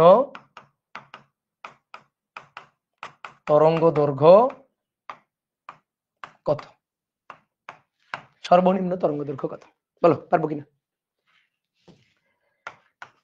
তাহলে EV equal to half M V square equal to H F equal to H C by lambda. দেখো এইটুকু বাদ দিয়ে দাও, এইটুকু আমার লাগতেছে না। এই ইভি সেটাই গতিশক্তি দিত ইলেকট্রনকে, ইলেকট্রনের হাফ এম বি স্কয়ার সেটাই হচ্ছে এইচ এফ বা এইচ এফ মানে এইচ সি বাই ল্যামডা। এইটা মানে এটা ডিরেক্ট লেখা যায়, তাহলে আমরা ডিরেক্ট এটা সমান সমান এটা লিখবো, কারণ আমার ভি দেওয়া আছে। তাহলে EV equal to H C divided by lambda, এবার মান বসে দাও, 1.6 into 10 to the power minus 19, V এর মান 10 কিলো ভোল্ট, তাহলে 10 into 10 to the power 3, H 6.626 into 10 to the power minus 34, C এর মান হচ্ছে 3 ইন্টু 10 টু দি পাওয়ার 8, আর এই যে ল্যামডা মিনিমাম, এফ ম্যাক্সিমাম হলে ল্যামডা হবে মিনিমাম, ল্যামডা মিনিমাম। অনেকে বলতে ভাই ল্যামডা ম্যাক্সিমাম কত হইতে পারে? ল্যামডা ম্যাক্সিমাম 0 হইতে পারে, হলোই না, সব শক্তি লস, কোনো শক্তি নাই, সব শক্তি লস হয়ে গেছে। তাহলে এখান থেকে সবই আমি জানি, শুধু জানি না ল্যামডা মিনিমামের মান। ল্যামডা মিনিমামের মানটা বের করা যাবে না, বলো, ল্যামডা মিনিমামের মানটা বের করতে পারবে না?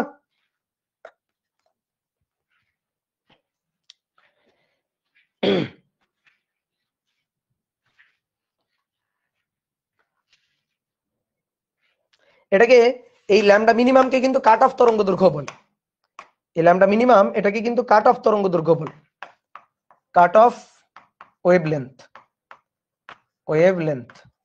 মানে কাট অফ মানে মিনিমাম, এটা এর চেয়ে আর কম হবে না, কাট অফ ওয়েভলেন্থ।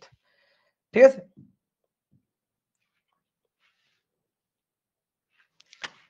এবার 2 নম্বর।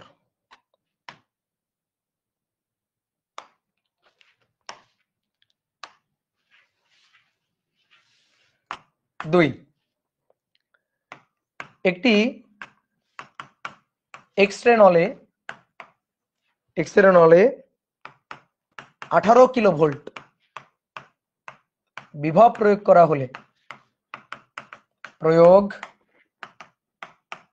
করা হলে সর্বোচ্চ কত কম্পাঙ্কের এবং সর্বোচ্চ কত ভরের ফোটন নির্গত হবে? কত ভরের ফোটন নির্গত হবে?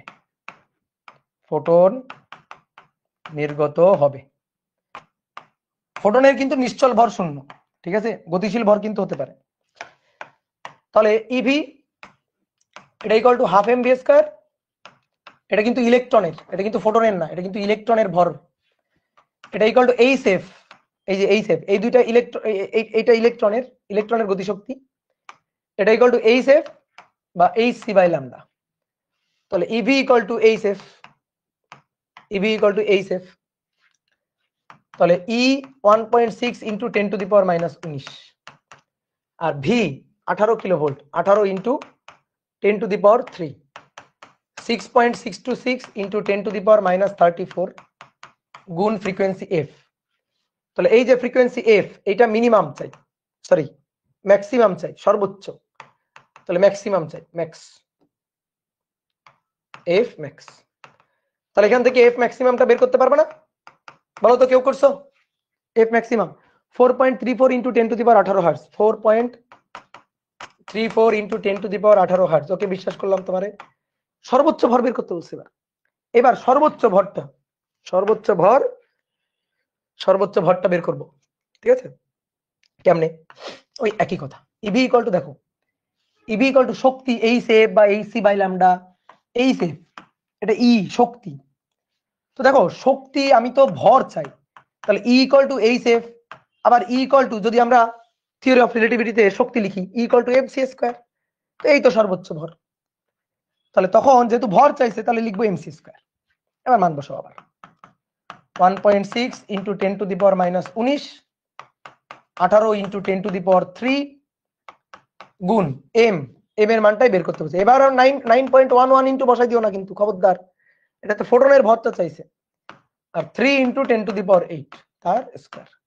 তাহলে এখান থেকে এম এর মানটা বের করে নেবা, শেষ।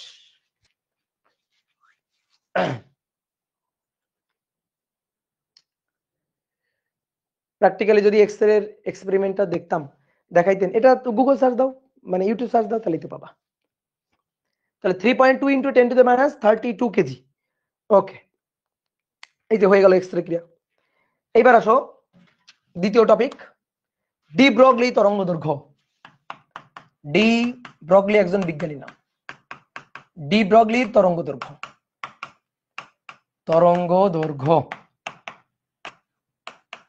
ডি ব্রগলির তরঙ্গ দৈর্ঘ্য, ডি ব্রগলি তরঙ্গ দৈর্ঘ্য। দেখো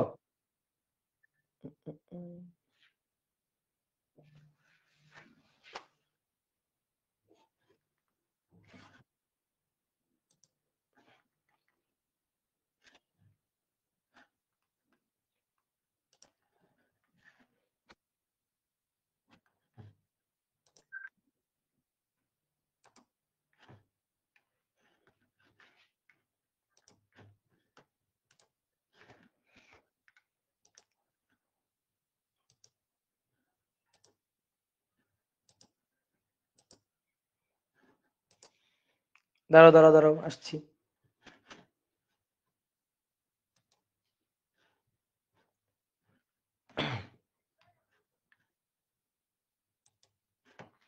ওকে, দেখো ডি ব্রগলি তরঙ্গ দৈর্ঘ্য, বিজ্ঞানী ডি ব্রগলি বলতেছে যে ফোটনের যেমন তরঙ্গ দৈর্ঘ্য আছে, ফোটনের যেমন তরঙ্গ দৈর্ঘ্য আছে ঠিক তেমনি বস্তুর সাথেও, বিভিন্ন বস্তুর সাথেও একটা তরঙ্গ দৈর্ঘ্য জড়িত।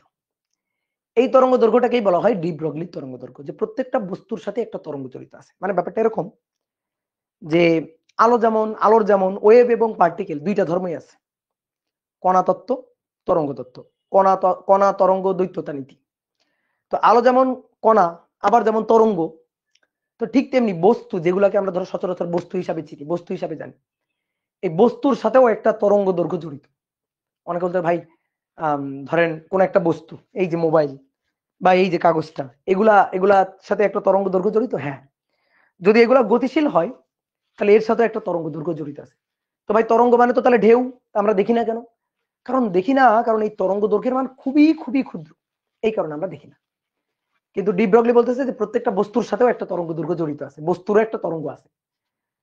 হয়তো বস্তুর তরঙ্গ ধর্মটা খুবই প্রচ্ছন্ন, বস্তু ধর্ম বা কণা ধর্ম, পার্টিকেল ধর্মটা, পার্টিকেল ক্যারেক্টারিস্টিক্সটা এটা প্রকট, তরঙ্গ ধর্মটা প্রচ্ছন্ন, পার্টিকেল ক্যারেক্টারিস্টিক্সটা প্রকট, বাট তারপরেও তার তরঙ্গ ধর্ম আছে, তার একটা তরঙ্গ দৈর্ঘ্য আছে, তার একটা ফ্রিকোয়েন্সি আছে। তো ভাই এইটা আমরা দেখি না কেন? এটা আমরা দেখি না কারণ তার মান অনেক অনেক অনেক অনেক ক্ষুদ্র, তাই আমরা দেখি না। তুমি যদি মনে করো যে সাপোজ রিক্সায় করে গতিশীল হও, রিক্সায় করে ধরো তুমি গতিশীল, কই ফোন বাজে কই, ধরো তুমি রিক্সায় করে যাচ্ছ, তোমার রিক্সার ভর আছে, তাহলে তোমার কিন্তু একটা ঢেউ আছে, তরঙ্গ দৈর্ঘ্য আছে। এবার এই তরঙ্গ দৈর্ঘ্যের মানটা খুবই ক্ষুদ্র, তো এটাকেই বলা হচ্ছে বস্তু তরঙ্গ দৈর্ঘ্য। তো সেইটা আমরা একটু বের করতে চাই। তাহলে দেখো, যদি কোন একটা বস্তু, ধরো একটা বস্তু, এই বস্তুটা ধরো ভি বেগ নিয়ে গতিশীল, তো এম ভরের একটা, যখন গতিশীল অবস্থায় তখন তার ভর এম, আর ভি বেগ দিয়ে গতিশীল তখন তার শক্তি, তো এর শক্তি আমরা কি লিখি? শক্তি ইকুয়াল টু এমসি স্কয়ার লিখি। ঠিক আছে, এই যে কণা হিসাবে চিন্তা করলে তার শক্তি ইকুয়াল টু এমসি স্কয়ার। এবার যদি তরঙ্গ হয়, তরঙ্গ হিসাবে যদি চিন্তা করি, তরঙ্গ হিসাবে ভাবলে তখন শক্তি কত হবে? ধরো এটাকে আমি তরঙ্গ হিসাবে ভাবলাম, তাহলে তরঙ্গ হিসাবে ভাবলে এর একটা তরঙ্গ দৈর্ঘ্য দেখো এত কম, এটা আসলে আঁকা যায় না। ঠিক আছে, এটা আসলে আঁকা যায় না, তো ধরলাম এর একটা তরঙ্গ আছে, তরঙ্গ দৈর্ঘ্য, তরঙ্গ ধর্ম আছে। তাহলে এর তরঙ্গ দৈর্ঘ্য হচ্ছে ল্যামডা, ফ্রিকোয়েন্সি হচ্ছে এফ। তো তখন এর শক্তি কত হবে? তখন এর শক্তি হচ্ছে E equal to H F. বুঝছো? ভালো করে শোনো, যে E equal to energy, E শক্তি, তো E equal to H F ফোটনের শক্তি, অর্থাৎ তরঙ্গ হলে যার ফ্রিকোয়েন্সি আছে তার শক্তি, যার ল্যামডা আছে তার শক্তি ইকুয়াল টু এইচ এফ, আর যার বেগ আছে তার শক্তি ইকুয়াল টু এমসি স্কয়ার। বুঝলে আমার কথা? ধরো কোন একটা বস্তু বেগ নিয়ে গতিশীল, মানে কণা হিসাবে চিন্তা করলে, আমি যদি কণা হিসাবে ভাবি, কণা হিসাবে ভাবলে, তাহলে কণা হিসাবে ভাবলে তার শক্তি ইকুয়াল টু এমসি স্কয়ার। যদি তাকে তরঙ্গ হিসাবে ভাবি তাহলে তার শক্তি ইকুয়াল টু এইচ এফ বা equal to H C by lambda বা equal to H C divided by lambda. তাহলে আমি কোন একটা বস্তুকে কণা মানে কণা বা পার্টিকেল হিসাবে ভাবলে তার শক্তি ইকুয়াল টু এমসি স্কয়ার। সেটাকে যদি আমি তরঙ্গ হিসাবে ভাবি তাহলে তো শক্তি এটা। এখন শক্তি তো শক্তি ওই একই বস্তুর কণা হিসাবে শক্তি এটা, তরঙ্গ হিসাবে শক্তি এটা, তাই এই দুইটাকে একসাথে করে ফেলি, যে শক্তি দুইটা ফরম্যাটকে এক জায়গায় করি। তো শক্তির দুইটা ফরম্যাটকে যদি এক জায়গা করা হয় তাহলে ই ইকুয়াল টু ই মানে MC square equal to H C by lambda. দেখো এইচ সি বাই ল্যামডা, এই যে ল্যামডা তরঙ্গ দৈর্ঘ্য, ডি ব্রগলির বস্তু তরঙ্গ দৈর্ঘ্য, তাহলে ল্যামডা ইকুয়াল টু কত হবে? তাহলে ল্যামডা ইকুয়াল টু হবে H C divided by MC square. এবার সি আর সি কাটাকাটি করলে ল্যামডা ইকুয়াল টু হবে H divided by MC, H divided by MC, এটা হবে তার হচ্ছে ল্যামডার মান, lambda equal to H divided by MC. ঠিক আছে, বোঝা গেল? এবার যদি বস্তু ভিবেগ নিয়ে গতিশীল হয়, ধরো কণা বা পার্টিকেল, তাহলে এই lambda equal to H divided by M, C হচ্ছে বেগ, তো সেই বেগটা কত? বেগটা হচ্ছে ভি, এই যে বেগটা হচ্ছে ভি, যে lambda equal to H divided by M V, এই এম ভি মানেই তো ভরবেগ, তাহলে এইচ ডিভাইডেড বাই পি, বা আমরা ফোটনের ভরবেগ লিখছিলাম না, মনে আছে? P equal to H divided by lambda, তো সেটাই তো এই জিনিস মনে করো আবার প্রমাণ করে দেখাইতে হয় না, এমনিই বোঝা যায়। এমনি ধরো আমরা সাপোজ ফোটনের ভরবেগ পি ইকুয়াল টু কি এইচ বাই ল্যামডা, তাহলে ল্যামডা ইকুয়াল টু কি হবে, ল্যামডা ইকুয়াল টু কি হবে এইচ ডিভাইডেড বাই পি। এবার কোন একটা কণা পার্টিকেল সে ভি বেগে গতিশীল, তাহলে তার ভরবেগ কত, ভরবেগ এমভি, তাহলে সেই জিনিসটাই চলে আসে। তাহলে কণা বা পার্টিকেল এটা যদি আমরা চিন্তা করে, আমরা যদি তরঙ্গ দৈর্ঘ্য ল্যামডাটা বের করি, তাহলে ল্যামডাটা এটা হচ্ছে H divided by M V বা P, H divided by P, ঠিক আছে। কণা চিন্তা করলে এটা। আর ফোটন যদি ভাবো, ধরো ফোটন, যদি তুমি ফোটন বলো তাহলে lambda equal to H divided by MC, কারণ ফোটনের বেগ তো সি, তাহলে এইচ ডিভাইডেড বাই পি। তাহলে দুইটার মধ্যে ভালো করে পার্থক্য বুঝো, যে কোনো একটা কণা ভি বেগে গতিশীল, তাহলে তার বস্তু তরঙ্গ দৈর্ঘ্য lambda equal to H divided by M V, ঠিক আছে। ফোটন, তাহলে ফোটনের ক্ষেত্রে তো ফোটনের ক্ষেত্রে lambda equal to H divided by M C, ফোটনের ক্ষেত্রে lambda equal to H divided by M C, অথবা ফোটনের ক্ষেত্রে lambda equal to H divided by P, ফোটনের ক্ষেত্রে। তাহলে আমরা এখন এই ডি ব্রগলি বস্তু তরঙ্গ দৈর্ঘ্যের দু একটা ম্যাথ করতে চাই, তাহলে এই সূত্রটা মাথায় রাখিও, বিশেষ করে উপরেরটা, ঠিক আছে, এই যে উপরেরটা বস্তু তরঙ্গ দৈর্ঘ্য। এখন আমরা দেখি ডি ব্রগলির হিসাবের কয়েকটা ম্যাথ করি। ও তার আগে আরেকটা জিনিস একটু বলে রাখি, যে এখানে এই ম্যাথ করার আগে আমরা তরঙ্গ দৈর্ঘ্য ডি ব্রগলির তরঙ্গ দৈর্ঘ্য ল্যামডা কি পাইলাম, H divided by M V. এবার শোনো, ভি কে অনেক ফরম্যাটে লেখা যায়, ভি কি বেগ না, তো বেগকে অনেক ফরম্যাটে লেখা যায়, বা এইচ ডিভাইডেড বাই পি, তো এইচ ডিভাইডেড বাই পি হচ্ছে ভরবেগ, একে অনেক ফরম্যাটে লেখা যায়। কারণ আমরা জানি ই কে গতিশক্তি, E K equal to P square by 2m, গতিশক্তি ও ভরবেগের সম্পর্ক, E K equal to P square by 2m, তাহলে P equal to 2m E K, তাহলে অতএব ল্যামডা ইকুয়াল টু আরেকটা সূত্র আমরা পাই এইচ ডিভাইডেড বাই যে পি, তাহলে P equal to root over P square equal to 2m E K, তাহলে P equal to root over 2m E K, তাহলে রুট ওভার 2m ই কে, ঠিক আছে। এই যে ই কে কি গতিশক্তি, এবার দেখো তো গতিশক্তি ই কে, গতিশক্তি ই কে এটা ইকুয়াল টু ইভি না, বুঝছো তো, ইভি, ওই যে EV equal to K max, মনে পড়ে K max equal to half M V square. তাহলে আমরা যদি E K equal to EV লিখি, তাহলে এই যে ই কে, তাহলে সেখানে কিন্তু ইভিও বসায় দেওয়া যায়, তাহলে lambda equal to H divided by root over 2m এর জায়গায় ই ইনটু ভি, এটা কিন্তু বসায় দেওয়া যায়। এবার কথা হচ্ছে ভাই, lambda equal to H divided by MV কখন লিখবো, এইচ ডিভাইডেড বাই পি কখন লিখবো, এটা কখন লিখবো, অবস্থা বুঝে ব্যবস্থা, যখন যে অবস্থা তখন সেই ব্যবস্থা। এবার তোমার একটা জিনিস আমি বুঝাই, একটা ম্যাথ করে বুঝাই, যে দেখো একটা বস্তুর সাথে যে তরঙ্গ আসলে জড়িত, সেই তরঙ্গ দৈর্ঘ্যটা আসলে খুবই ক্ষুদ্র।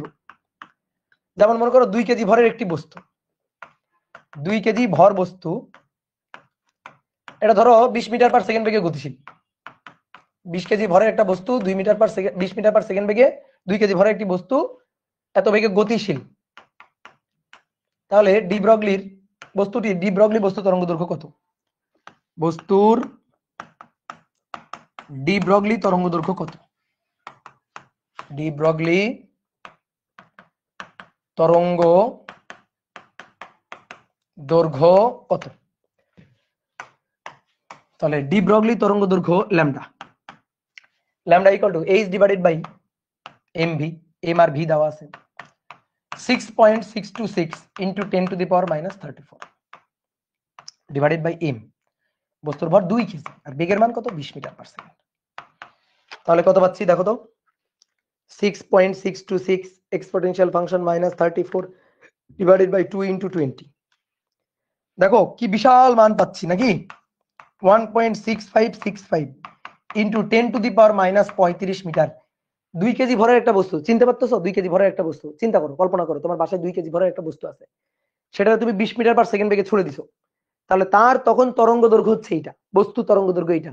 এবার তুমি দেখতে পারবা এটা, আমার একটু দেখাও তো, 10 to the power minus 35 metre, একটু দেখাও তো আমার, 10 to the power minus 35 metre, চিন্তা করতে পারতেছো জিরোর পরে কতগুলো শূন্য। তো এই তরঙ্গ দৈর্ঘ্য তুমি দেখবা, যে তুমি যদি মনে করো ভাই আমি একটা বস্তুকে এইভাবে তরঙ্গ দৈর্ঘ্য নিয়ে লাফাইতে দেখতে চাই, এটা সম্ভব, বস্তু তরঙ্গ দৈর্ঘ্যের মান খুবই ক্ষুদ্র। দেন তাহলে এবার আসো আমরা ডি ব্রগলির বস্তু তরঙ্গ দৈর্ঘ্যের দু একটা ম্যাথ প্রবলেম একটু সলভ করি, খুবই সহজ। একটি কণার গতিশক্তি 16 গুণ বৃদ্ধি করলে 16 গুণ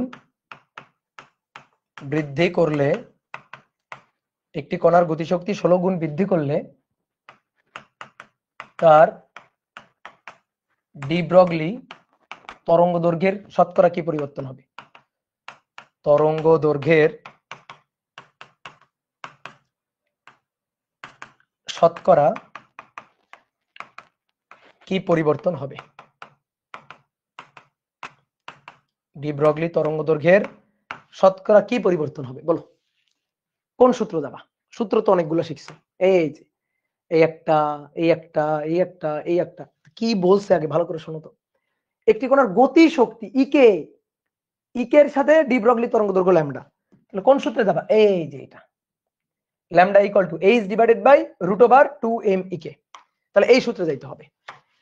তাহলে lambda equal to H divided by root over 2m কণার ভর আর তার গতিশক্তি ইকে।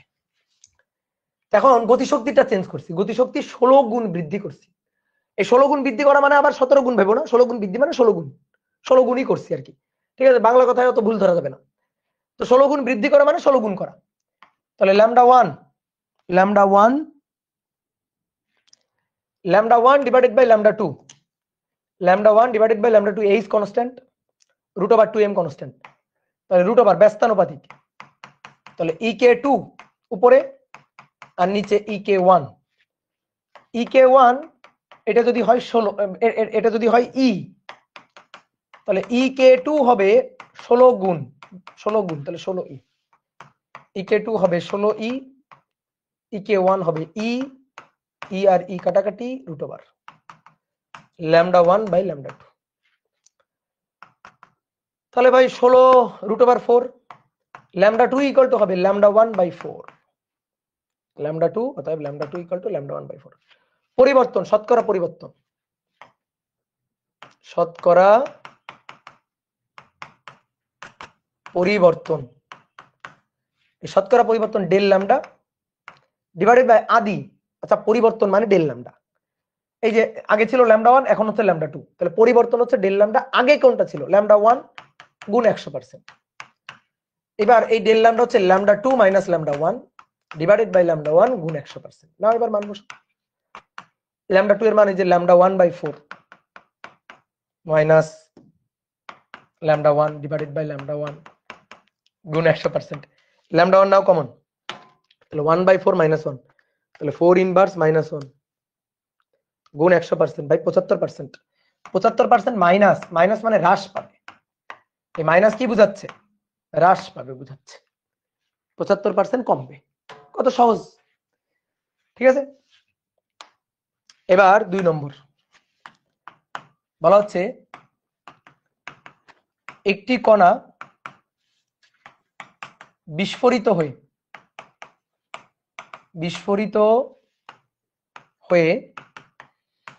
27:3 27:1 ভর খণ্ডে ছুটে গেল, 27:1 ভর খণ্ডের অনুপাতে ছুটে গেল, অনুপাতে ছুটে গেল। খণ্ডদ্বয়ের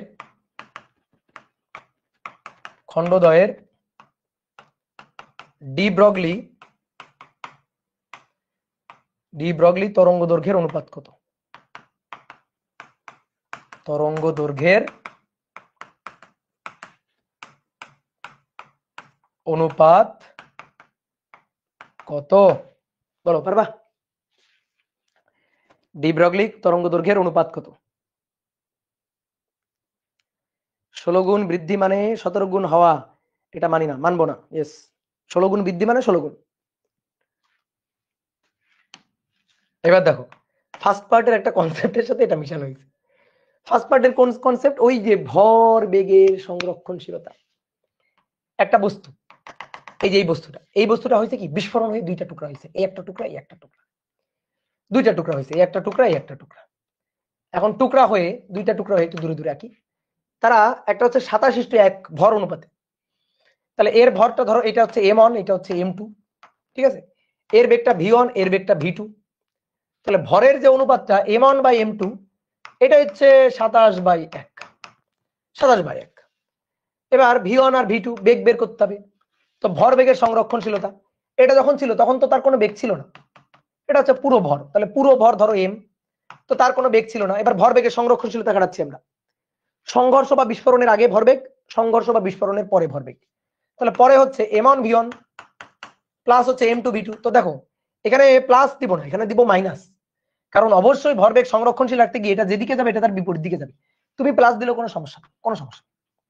আমি যদি বেগ বের করতে চাই, ধরো v1 v2, v2 এর সাথে m2 গুণ আর v1 এর সাথে m1 গুণ, এর নিচে সামনে কি একটা মাইনাস, মাইনাসটা আমরা দিব না, আমরা বেগের অনুপাত চাচ্ছি, মাইনাস দিয়ে কি হবে, মাইনাসটা তো দিক বুঝায়, মাইনাসটা বুঝাই m1 যেদিকে গেছে m2 তার বিপরীত দিকে গেছে, এইটাই জাস্ট বুঝাই। তাহলে মাইনাসটা না দিলে কোনো মহাভারত অশুদ্ধ হবে না। তাহলে এবার m2 m2 m2 m2 আর m1 এর ওই যে রেশিও 1/27, দেখছো 1/27 রেশিও হচ্ছে 1/27। এখন আমাদের ডি ব্রগলি তরঙ্গ দৈর্ঘ্যের অনুপাত চাইছে। তাহলে ডি ব্রগলি তরঙ্গ দৈর্ঘ্যের অনুপাত, ডি ব্রগলি আসো। তাহলে λ1 এটা হচ্ছে h divided by m1 v1, λ2 এটা হচ্ছে h divided by m2 v2। তাহলে λ1 ডিভাইডেড বাই λ2, তাহলে কি হলো, উপরে m2 v2 আর নিচে m1 v1। এবার m2 by m1, m2 by m1 মানে 1/27, আর v2 by v1, v2 by v1 মানে 27/1, 27/1, 1:1, 1:1, তাই হবে সেম। তাহলে এখান থেকে কিন্তু একটা জিনিস আসে, 2 মার্কের প্রশ্ন হিসেবে আসে, যে দেখাও যে কোন একটা বস্তু বিস্ফোরিত হইলে তার ডি ব্রগলি তরঙ্গ দৈর্ঘ্যের কোনো পরিবর্তন হয় না, ডি ব্রগলি তরঙ্গ দৈর্ঘ্যের কোনো পরিবর্তন হয় না। যদি একটা বস্তু বিস্ফোরিত হয় তাহলে তার ডি ব্রগলি তরঙ্গ দৈর্ঘ্যের কোনো পরিবর্তন হয় না। বুঝতে পেরেছো? ভাই একটা প্রশ্ন আছে, আমাদের জড়তার ভ্রামকের আপেক্ষিকতা হয় কি? হ্যাঁ, ভরের যদি পরিবর্তন হয় তাহলে হবে। তাহলে 2 নম্বর ডান, 2 নম্বর ডান।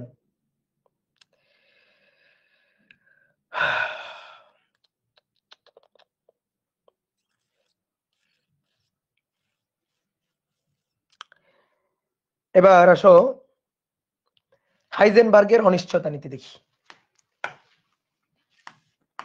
হাইজেনবার্গের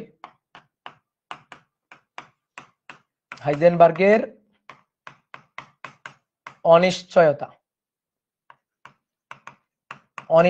নীতি, ঠিক আছে, এটা খুবই বাস্তব একটা নীতি, হাইজেনবার্গের অনিশ্চয়তা নীতি। কি বলতেছে? বলতেছে পড়াশোনা আর খেলাধুলা একসাথে হয় না, পড়াশোনা বেশি হলে খেলাধুলা কম হবে, খেলাধুলা বেশি হইলে পড়াশোনা কম হবে। এখন তার খেলাধুলা না, এখন তার পোলাপান খেলাধুলা করে না, এখন কি করে, ফেসবুকিং করে, এখন মোবাইল টিপে। তো মোবাইল টেপা এবং পড়াশোনা এই দুইটা পরস্পরের সাথে ব্যস্তানুপাতিক, মোবাইল টেপা পড়াশোনা একসাথে হবে না। তুমি যদি মোবাইল টেপার দিকে বেশি নজর দাও, ফেসবুকে কোনটা কি ভাইরাল, কে কার পিছনে লাগলো, ঠিক আছে, ফেসবুকে কে মনে করো যে হট টপিকে আছে, এইগুলোর যদি তুমি খবরাখবর রাখো তাহলে পড়াশোনা হবে না, পড়াশোনা অনিশ্চিত। যদি পড়াশোনা নিশ্চিত করতে চাও তাহলে তুমি আজারা এসবের সময়ই পাবা না, ঠিক আছে, ফেসবুকিং করার, আজারা ফেসবুকিং করার সময়ই পাবা না। তারপরে মনে করো যে পড়াশোনা ব্যতীত অন্যান্য দিকে নজর দেওয়া, ঠিক আছে, সোশ্যাল যে অ্যাক্টিভিটি গুলো আছে, জনদরদি কার্যক্রম যেগুলা, এগুলো করার তুমি সময়ই পাবা না। তাহলে তখন কি হবে, ওইগুলো হবে অনিশ্চিত। একটা নিশ্চিত করতে গেলে আর একটা অনিশ্চিত হবে, ঠিক আছে। হ্যাঁ, এই যে পাবজি খেলা, ঠিক আছে, এরকম অনেক কিছু আছে। তো এইদিকে যদি তুমি নজর দাও তাহলে পড়াশোনার দিক থেকে নজর ছড়ে যাবে। আর যদি পড়াশোনার দিকে নজর দাও, পড়াশোনা নিশ্চিত করতে চাও, তাহলে এই সকল জিনিস অনিশ্চিত হয়ে যাবে। এটাই হচ্ছে হাইজেনবার্গের অনিশ্চয়তা নীতি, বুঝছো? এটাই কি হাইজেনবার্গের অনিশ্চয়তা নীতি, এই তো সব জিনিস। তো এবার আমি তোমাকে বলি হাইজেনবার্গ আসলে কি বলছে। হাইজেনবার্গ বলছে তুমি কোন বস্তুর অবস্থান এবং ভরবেগ বা বেগ ধরো, এটা একই সাথে হিসাব করতে পারবে না। তুমি যদি ভরবেগের ভুল কমাইতে চাও তাহলে তোমার অবস্থান নির্ণয়ের ভুলের পরিমাণ বাড়তে থাকবে, অর্থাৎ তুমি অবস্থানটা অনিশ্চিত হয়ে পড়বে। আর তুমি যদি মানে অবস্থানকে নিশ্চিত করতে চাও কোন বস্তুর, তাহলে ভরবেগটা অনিশ্চিত হয়ে পড়বে। ভরবেগের হিসাব করতে তোমার মনে করো যে ত্রুটি বেশি হবে, অনিশ্চয়তার পরিমাণটা বাড়বে। যেমন তোমার একটা উদাহরণ দিয়ে বোঝাই। তোমার আমি বললাম সরল রৈখিক রাস্তায় একটা গাড়ি চলতেছে, তুমি আমারে এই গাড়ির অবস্থানটা হিসাব করে দেখাও। ঠিক আছে, এই গাড়িটার অবস্থান দেখো, গাড়িটা চলতেছে, গাড়ি কিন্তু থেমে নেই, গাড়িটা চলতেছে। এই যে গাড়ি চলতেছে, গাড়ির এই যে ভিন্ন ভিন্ন অবস্থান, গাড়ি একটু পরে এখানে, তারপরে গাড়ি একটু পরে এখানে, ঠিক আছে, গাড়ি একটু পরে এখানে, তো তিনটা ভিন্ন ভিন্ন গাড়ি হয়ে গেল রে। আচ্ছা ধরো এই একই গাড়ি, তিনটা ভিন্ন ভিন্ন অবস্থান, গাড়ি যাচ্ছে। আমি তোমাকে বললাম এই গাড়িটা কোথায়, গাড়িটা কোথায়? ধরো এখানে একটা সবুজ গাছ আছে, এই গাড়িটা যে এখানে না, এখানে একটা সবুজ গাছ আছে, সবুজ গাছটার সামনে। এখানে মনে করো একটা গোলাপি গাছ আছে, গোলাপি গাছটার সামনে। তারপরে এখানে মনে করো একটা আকাশি গাছ আছে, এই যে আকাশি গাছটা তার সামনে। গাড়ি কিন্তু যাচ্ছে এইভাবে, তিনটা গাছ, তিনটা গাছ, তিনটা গাছের সামনে গাড়ি। এবার আমি তোমাকে বললাম গাড়ির অবস্থান আমাকে নির্ণয় করে দেখো। ভাই যখন অবস্থান নির্ণয় করতে হবে তুমি কি করবে জানো? একটা ক্যামেরা ধরবা, ক্যামেরা ধরে রেডি 1 2 3 ক্লিক, ক্যামেরা একটা ছবি ছবি আমার দেখাবা। দেখেন ভাই, এই যে দেখেন গাড়িটা এই যে গোলাপি গাছের সামনে, তুমি আমাকে বলবা। তখন আমি দেখবো হ্যাঁ গাড়িটা, ইয়েস এই যে গোলাপি গাছটার সামনে গাড়িটা, এই যে গাড়ির অবস্থান আমি দেখে ফেলছি, অবস্থান নিশ্চিত, অবস্থান নিশ্চিত। এবার তুমি বলো এই যে গাড়ি তো তুমি দেখতেছো, অবস্থান দেখতেছো, তুমি কি দেখতেছো? ভিডিও আর ইমেজ, ভিডিও আর ইমেজ, কি দেখতেছো? ইমেজ দেখতেছো, ভিডিও দেখতেছো না। কিন্তু তোমার আমি গাড়ির অবস্থান দেখাইছি, অবস্থান ছবি, তাহলে ছবিতে তুমি গাড়ির অবস্থান, নির্দিষ্ট অবস্থান দেখতে পাচ্ছ, তুমি ইমেজ দেখতে পাচ্ছ। গাড়ির বেগ কত? তোমার যদি ছবিতে জিজ্ঞেস করি গাড়ির বেগ কত, গাড়ির বেগ দেখে বলো, তুমি কি বলবা? ভাই গাড়ির বেগ 0, গাড়ির বেগ নাই, গাড়ি থেমে আছে। কিন্তু গাড়িটা কি থেমে ছিল? গাড়িতে তো একটা গতিশীল গাড়ি ছিল। তাহলে তুমি দেখো অবস্থান নির্দিষ্ট করতেছো, অবস্থান ফিক্সড করতেছো, অবস্থান ফিক্সড করতে গিয়ে তুমি গাড়ির বেগ বের করতে পারতেছো না, ভরবেগ বের করতে পারতেছো না। তাহলে অবস্থান নিশ্চিত, ভরবেগ একেবারেই অনিশ্চিত। ভরবেগ নিশ্চিত করতে পারতেছো না, বেগ নিশ্চিত করতে পারতেছো না। এবার তুমি ধরো চাও বেগ, এই বেগ মানে কি? স্মরণের পরিবর্তনের হার। বেগ মানে কিন্তু স্মরণের পরিবর্তনের হার। স্থির গাড়ি থেকে বেগ বোঝা যাবে না, বেগ বের করার জন্য দুইটা পয়েন্ট লাগবে। ধরো দুইটা পয়েন্ট, এখান থেকে ধরো গাড়ি চলা শুরু করছে এই যে সবুজ গাছের সামনে থেকে, এই পয়েন্টে গাড়ির অতিক্রান্ত দূরত্ব S1, এই পয়েন্টে গাড়ির অতিক্রান্ত দূরত্ব S2, এই পয়েন্টে যখন ছিল তখন T1, এই পয়েন্টে যখন ছিল তখন T2। এইবার একটা ভিডিও করব আমি তোমার, একটা ভিডিও না করলে তুমি গাড়ির বেগ বুঝবা না।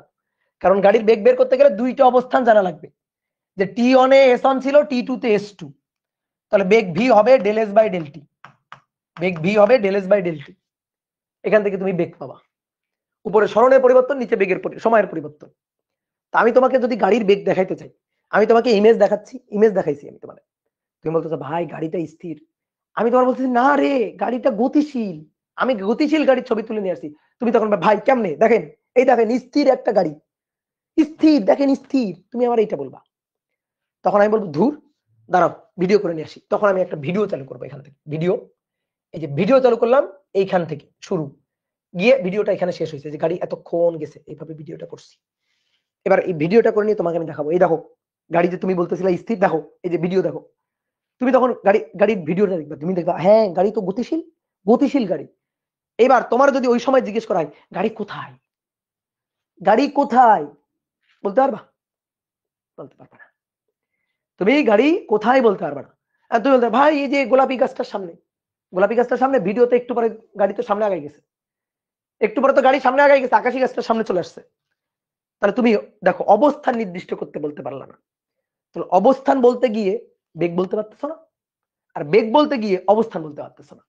তাহলে একটা নিশ্চিত হলে আর একটা পুরোপুরি অনিশ্চিত, একটা 100% ত্রুটিপূর্ণ হইলে আর একটা একেবারে ত্রুটি ভরা, কিছুই জানো না তুমি। তাহলে এই যে একটার দিকে নজর দিলে অন্যটা থেকে নজর সরে যাবে। ঠিক আছে, তুমি যখন গাড়ির অবস্থানের দিকে নজর দেবা বেগ দেখতে পারবা না, বেগ বুঝতে পারবা না, বেগ হিসাব করতে পারবা না। আর যখন বেগের হিসাবটা করতে পারতেছো তখন অবস্থানের হিসাবটা করতে পারতেছো না। ঠিক আছে? কি ব্যাপার, তোমরা কাঁদতেছো কেন? কান্দিও না, কান্দিও না, কান্দিও না। হাইজেনবার্গের অনিশ্চয়তা নীতি। তাহলে হাইজেনবার্গ বলতেছে যে কোন বস্তুর অবস্থান এবং ভরবেগ এই দুইটা যুগপথে নির্ণয় করা যায় না। এই দুইটার গুণফল, এই যে del P del X. Del P মানে কি? ডেল পি মানে কি? ভরবেগের মান না, ভরবেগের ত্রুটি। ডেল এক্স ভরবেগের ত্রুটি, হিসাবের ত্রুটি। এই দুইটার গুণফল হবে H divided by 4 pi. H তো প্লাঙ্ক কনস্ট্যান্ট, এর সমান অথবা বেশি ত্রুটিটা। ঠিক আছে, সমান অথবা বেশি। তার মানে দেখো, ধরো আমরা সমান ধরে যদি হিসাব করি আর কি, ধরো সমান ধরে হিসাব করলাম, তাহলে ডেল এক্স এর মান কমলে, ডেল এক্স এর মান যদি কমে এটার মান বাড়বে, অর্থাৎ এই ত্রুটিটা কমলে এই ত্রুটিটা বাড়বে। এই ত্রুটিটা কমা মানে নিশ্চিত হওয়া, নিশ্চিত হওয়ার প্রবণতা বাড়ে, নিশ্চিত হওয়ার প্রবণতা প্রবণতা বাড়া।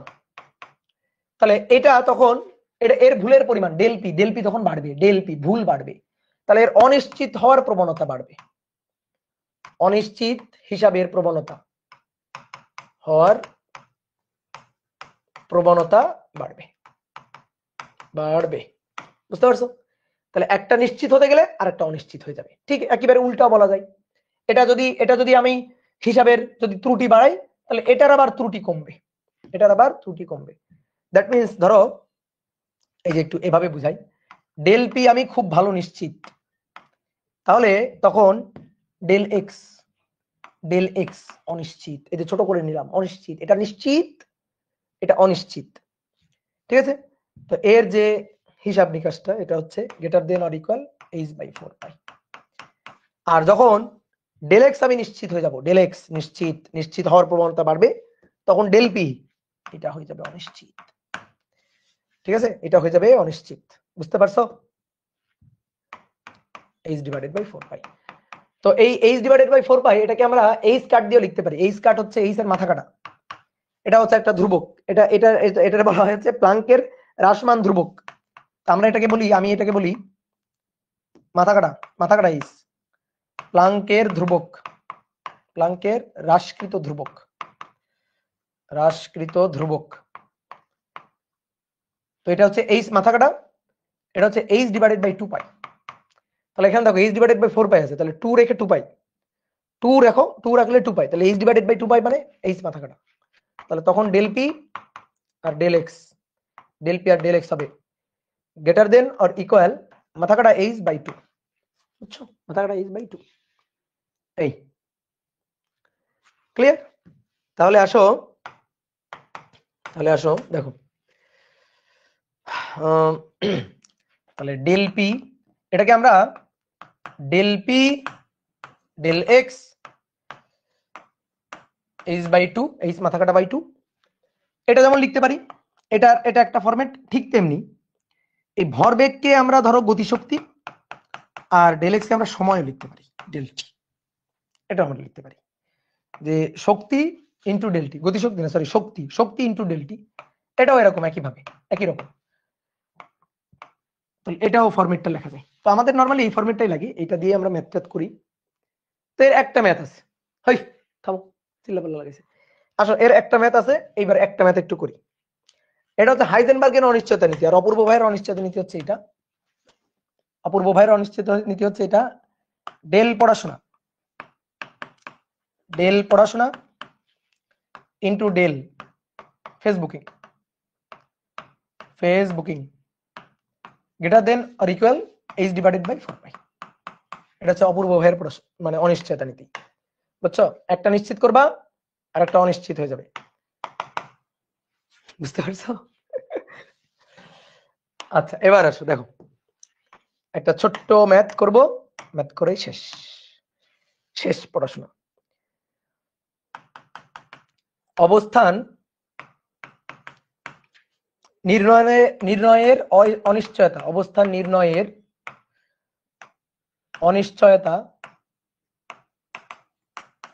অনিশ্চয়তা হিসাব করো যদি, হিসাব করো যদি ভরবেগ নির্ণয়ে নির্ণয়ে অনিশ্চয়তা 0.1% হয়। ভরবেগ নির্ণয়ে অনিশ্চয়তা 0.1% হয়। আর বস্তুটি যদি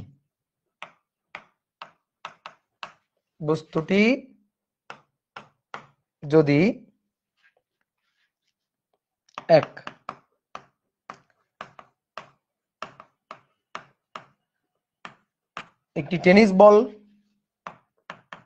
যার ভর 0.2 কেজি ও বেগ 10 মিটার পার সেকেন্ড। আর 2 নম্বর, একটি ইলেকট্রন, বস্তুটি একটি ইলেকট্রন যার ভর 9.11 into 10 to the power minus 31 কেজি আর বেগ 2 into 10 to the power 6 এত মিটার পার সেকেন্ড হয়। তো চলো দেখি করি।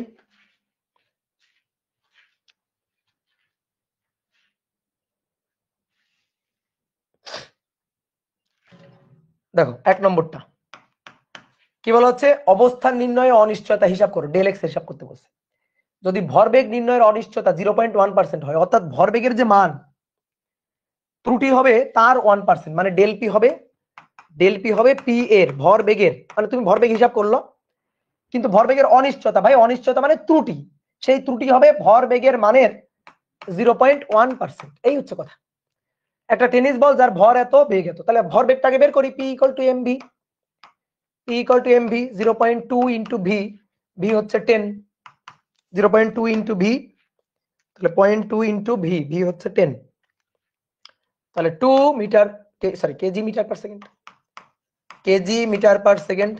ওকে, তাহলে এই হচ্ছে ভরবেগ। এবার আমাদের অবস্থানের অনিশ্চয়তা হিসাব করতে বলছে, তাহলে ডেল এক্স লাগবে। তো del P into del X, আমরা যখন ম্যাথ করব তখন এইচ ডিভাইডেড বাই 4 পাই দিয়ে করবো, বুঝছো? এইচ ডিভাইডেড বাই 4 পাই দিয়ে ম্যাথ করবো যখন। তাহলে ডেল পি এটা হচ্ছে 2, del X 6.626 into 10 to the power minus 34 divided by 4 into 3.1416। তাহলে অবস্থানের অনিশ্চয়তা হবে, সরি ডেল পি কিন্তু 2 না, ডেল পি হচ্ছে যে পি এর 0.1%, তাহলে 2 গুণ 0.1%, তাহলে 0.1 ডিভাইডেড বাই 100, তাহলে 6.626 exponential function minus 34 divided by 4 into 3.1416। Okay, এবার উপরে তাহলে গুণ হলো 100, 100 উপরে গুণ হলো, আর নিচে তাহলে 2 গুণ 0.1 ভাগ হলো। তাহলে এটা আসছে অবস্থানের অনিশ্চয়তা আসছে del X 2.63 into 10 to the power minus 32 এত মিটার। এটা হচ্ছে অবস্থানের অনিশ্চয়তা, ঠিক আছে? তো ভাই সেম একই ভাবে ইলেকট্রনের ভর এত বেগ এত, তো পারা যাবে না? এটা হোমওয়ার্ক থাকুক, এটা নিজেরা করবা, ঠিক আছে? এটা নিজেরা করবা। 2.63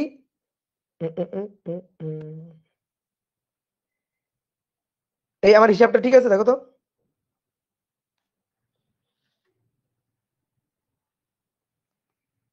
হ্যাঁ ঠিক আছে হ্যাঁ ঠিক আছে। তাহলে তোমরা এবার 2 নম্বরটা নিজেরা করবা। 2 নম্বরটা এইচ ডাব্লিউ একই রকম, সেম একই রিপিট।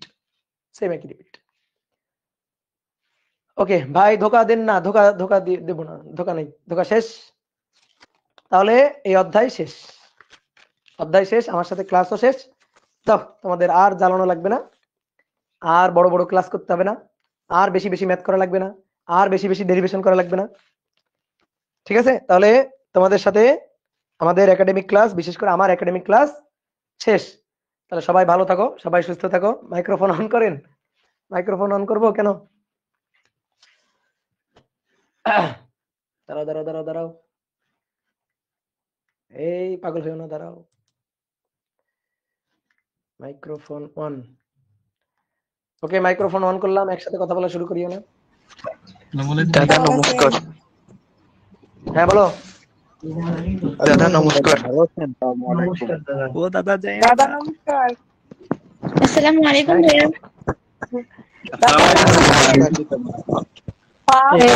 ভালো থাকো সবাই, ভালো করে পড়াশোনা করিও। দাদা দোয়া করেন আমাদের জন্য। আমার একটা কোশ্চেন আছে। হ্যাঁ, তোমাদের জন্য সবসময় দোয়া থাকলো। আসসালামু আলাইকুম আর ভাইয়া। যাদের ইঞ্জিনিয়ারিং টার্গেট, ভার্সিটি টার্গেট, তাদের সাথে দেখা হবে। যাদের মেডিকেল টার্গেট, তাদের সাথে আর দেখা হবে না এফআরবি ছাড়া। দাদা নমস্কার। দাদা রাজশাহী আসলে অবশ্যই ত্যাগ করবো দাদা। দাদা দাদা আমার একটা এখন কোশ্চেন তো ছিল। যেহেতু আমাদের কথা মনে রুট রাখেন। আলাদা আলাদা হয়ে যাচ্ছে, সুতরাং তোমরা রাজশাহী আসবা। রাজশাহী আসলে দেখা হবে। চেষ্টা করবো রুটের পরীক্ষা দিতে থাকার।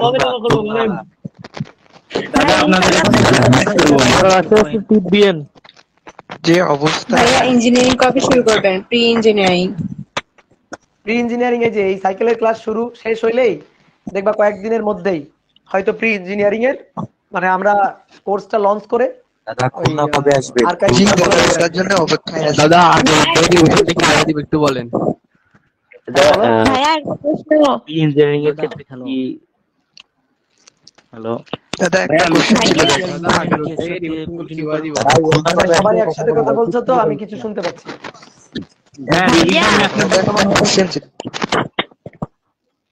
দাদা দাদা একটা কোশ্চেন ছিল। দাদা আগের উঠেগুলো রিভিশন দিব। রিভিশন মেথডটা কেমন হওয়া উচিত রে? দাদা একটা কোশ্চেন ছিল দাদা। বলো। আমি তো কোশ্চেন তো তোমরা করতেছো কিন্তু আমি কোনোটাই শুনতে পাচ্ছি না। ভাইয়া একজন একজন করে পারমিশন দেন। একদম একজন একজন করে না দিলে সবাই একসাথে কথা বলবে। একজন একজন করেই করতে বলেন। আচ্ছা, প্রথমে দাদা বলো, দাদা কেবল যে বললা দাদা সে বলো। কেবল যে বললা দাদা সে বলো। হ্যাঁ দাদা আমি বললাম। বলো। দাদা আমার মেইনলি টার্গেট হচ্ছে ইঞ্জিনিয়ারিং। হুম। ইঞ্জিনিয়ারিং টার্গেট হলে তো দাদা বুয়েট একটা ড্রিম, এটা সিম্পল কথা। হ্যাঁ, তোমার জন্য সাজেশন হচ্ছে তুমি সাইকেলের ক্লাসগুলা খুব ভালো করে করছো আশা করি, যেহেতু আমাদের সাথে ছিলা। তোমার জি দাদা। ইঞ্জিনিয়ারিং প্রিপারেশনের চেয়ে বেশি প্রিপারেশন তোমার হয়ে গেছে। এখন তোমার যেটা করতে হবে, বোর্ড পরীক্ষাটা খুব ভালো করে দিতে হবে যাতে ভালো নাম্বার আসে। এখন ভালো নাম্বার আসার জন্য একটু বেশ টেকনিক্যালি পড়াশোনা করতে হবে। মানে যে ধরনের কোশ্চেন দেখবা বোর্ডে আসছে ওই টাইপের কোশ্চেন বেশি করে অ্যানালাইসিস করতে হবে, নির্ভুলভাবে এমসিকিউ সলভ করতে হবে। ফিজিক্স, কেমিস্ট্রি, ম্যাথস, ইংলিশ, এই চারটা সাবজেক্টে বেশ ভালো পয়েন্ট রাখা লাগবে। এবার তারপরে কি করতে হবে, তোমার ধরো পয়েন্ট থাকবে, তুমি কনফিডেন্স, তোমার পয়েন্ট থাকবে, তাহলে তুমি যেটা করবা, এই যে আমরা কয়েকদিন পরেই প্রি ইঞ্জিনিয়ারিং এর যে কোর্সটা সেটা লঞ্চ করে দিব, আর্কাইভের ক্লাসগুলো দিয়ে দিব। তুমি কি করবা, ক্লাসগুলো দেখে প্র্যাকটিস করতে থাকবা, বেশি বেশি করে প্র্যাকটিস করবা। আর ধরো আমাদের এসিএস এর যে বই, তারপরে তোমার মূল বই, যে কোনো একটা মূল বই, বইয়ের ম্যাথ গুলা করে ফেলো, কোশ্চেন ব্যাংক করে ফেলো, প্রিপারেশন ডান। অনেকের মনে করো যে সাপোজ অ্যাডমিশনের আগেই অ্যাডমিশনের প্রিপারেশন ডান। জি দাদা ভাইয়া দাদা হ্যাঁ ভাইয়া, কেবল যে কে যেন ভাইয়া বললা, এটা ভাইয়া বলো এবার।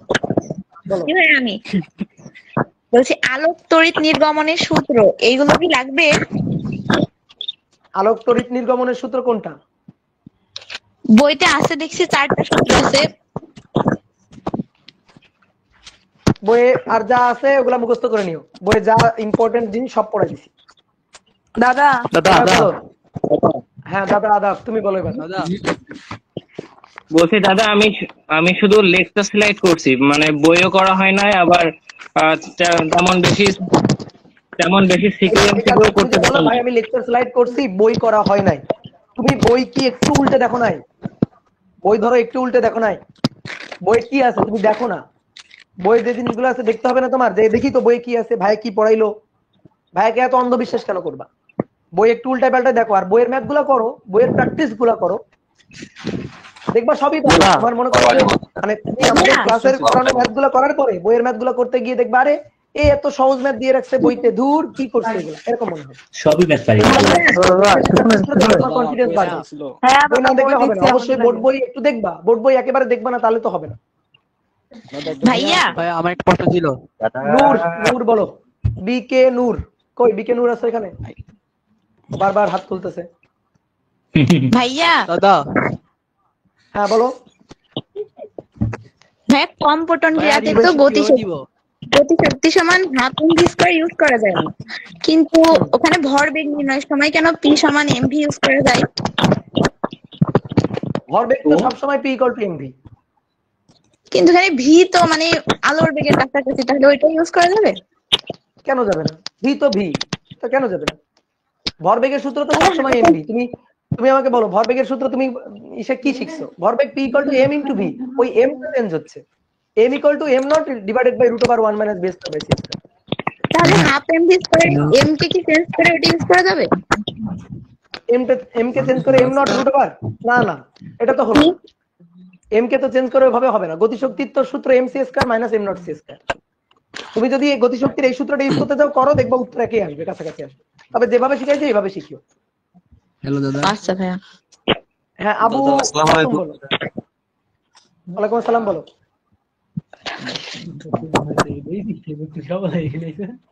দাদা দাদা হ্যালো। বলো বলো বলো। বুঝলাম না ভাইয়া আবার সবাই একসাথে কথা বলছে। ভাইয়া প্রি ইঞ্জিনিয়ারিং যে কোর্স খুলবেন এটাতে কি ফুল সিলেবাস পড়াবেন নাকি শর্ট সিলেবাস? ইঞ্জিনিয়ারিং এ তোমাদের শর্ট সিলেবাসই থাকবে। Engineering a short syllabus. ভাই আমাদের একটা আগানো সমাবর্তন কি হাইডেন্সের নীতি দিয়ে ব্যাখ্যা করা যায়? ওরে আল্লাহ। আর ভাইয়া কি প্রি শুনতে ইঞ্জিনিয়ারিং ভাইয়া প্রি ইঞ্জিনিয়ারিং করার পাশাপাশি কি এফআরবি তে পড়বো?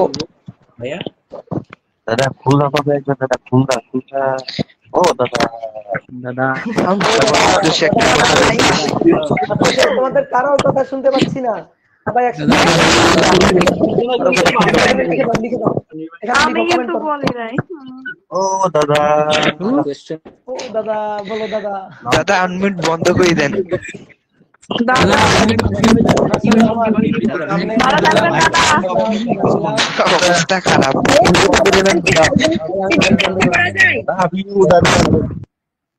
মাইক বন্ধ করে দিছি।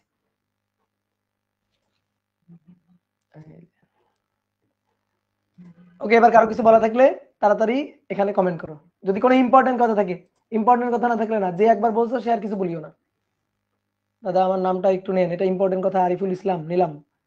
তারপরে দাদা আমার নামটা একটু নেন, নিলাম।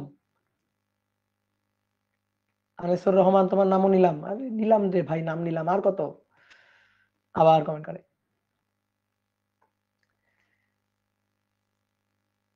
এতবার নাম নিতে বলতেছে, এবার তো মনে করো যে জিকির করা লাগবে তোমার নাম নিয়ে। তোমার নাম নিতে এবার জিকির করা লাগবে। ওকে টাটা, ভালো থাকো সবাই, পড়াশোনার মধ্যে থাকো। আর দেখা হচ্ছে এফআরবি তে দেখা হবে, ইঞ্জিনিয়ারিং বেচে দেখা হবে, ভার্সিটি বেচে দেখা হবে। শুধু মেডিকেলের পাপিগুলোর সাথে দেখা হবে না।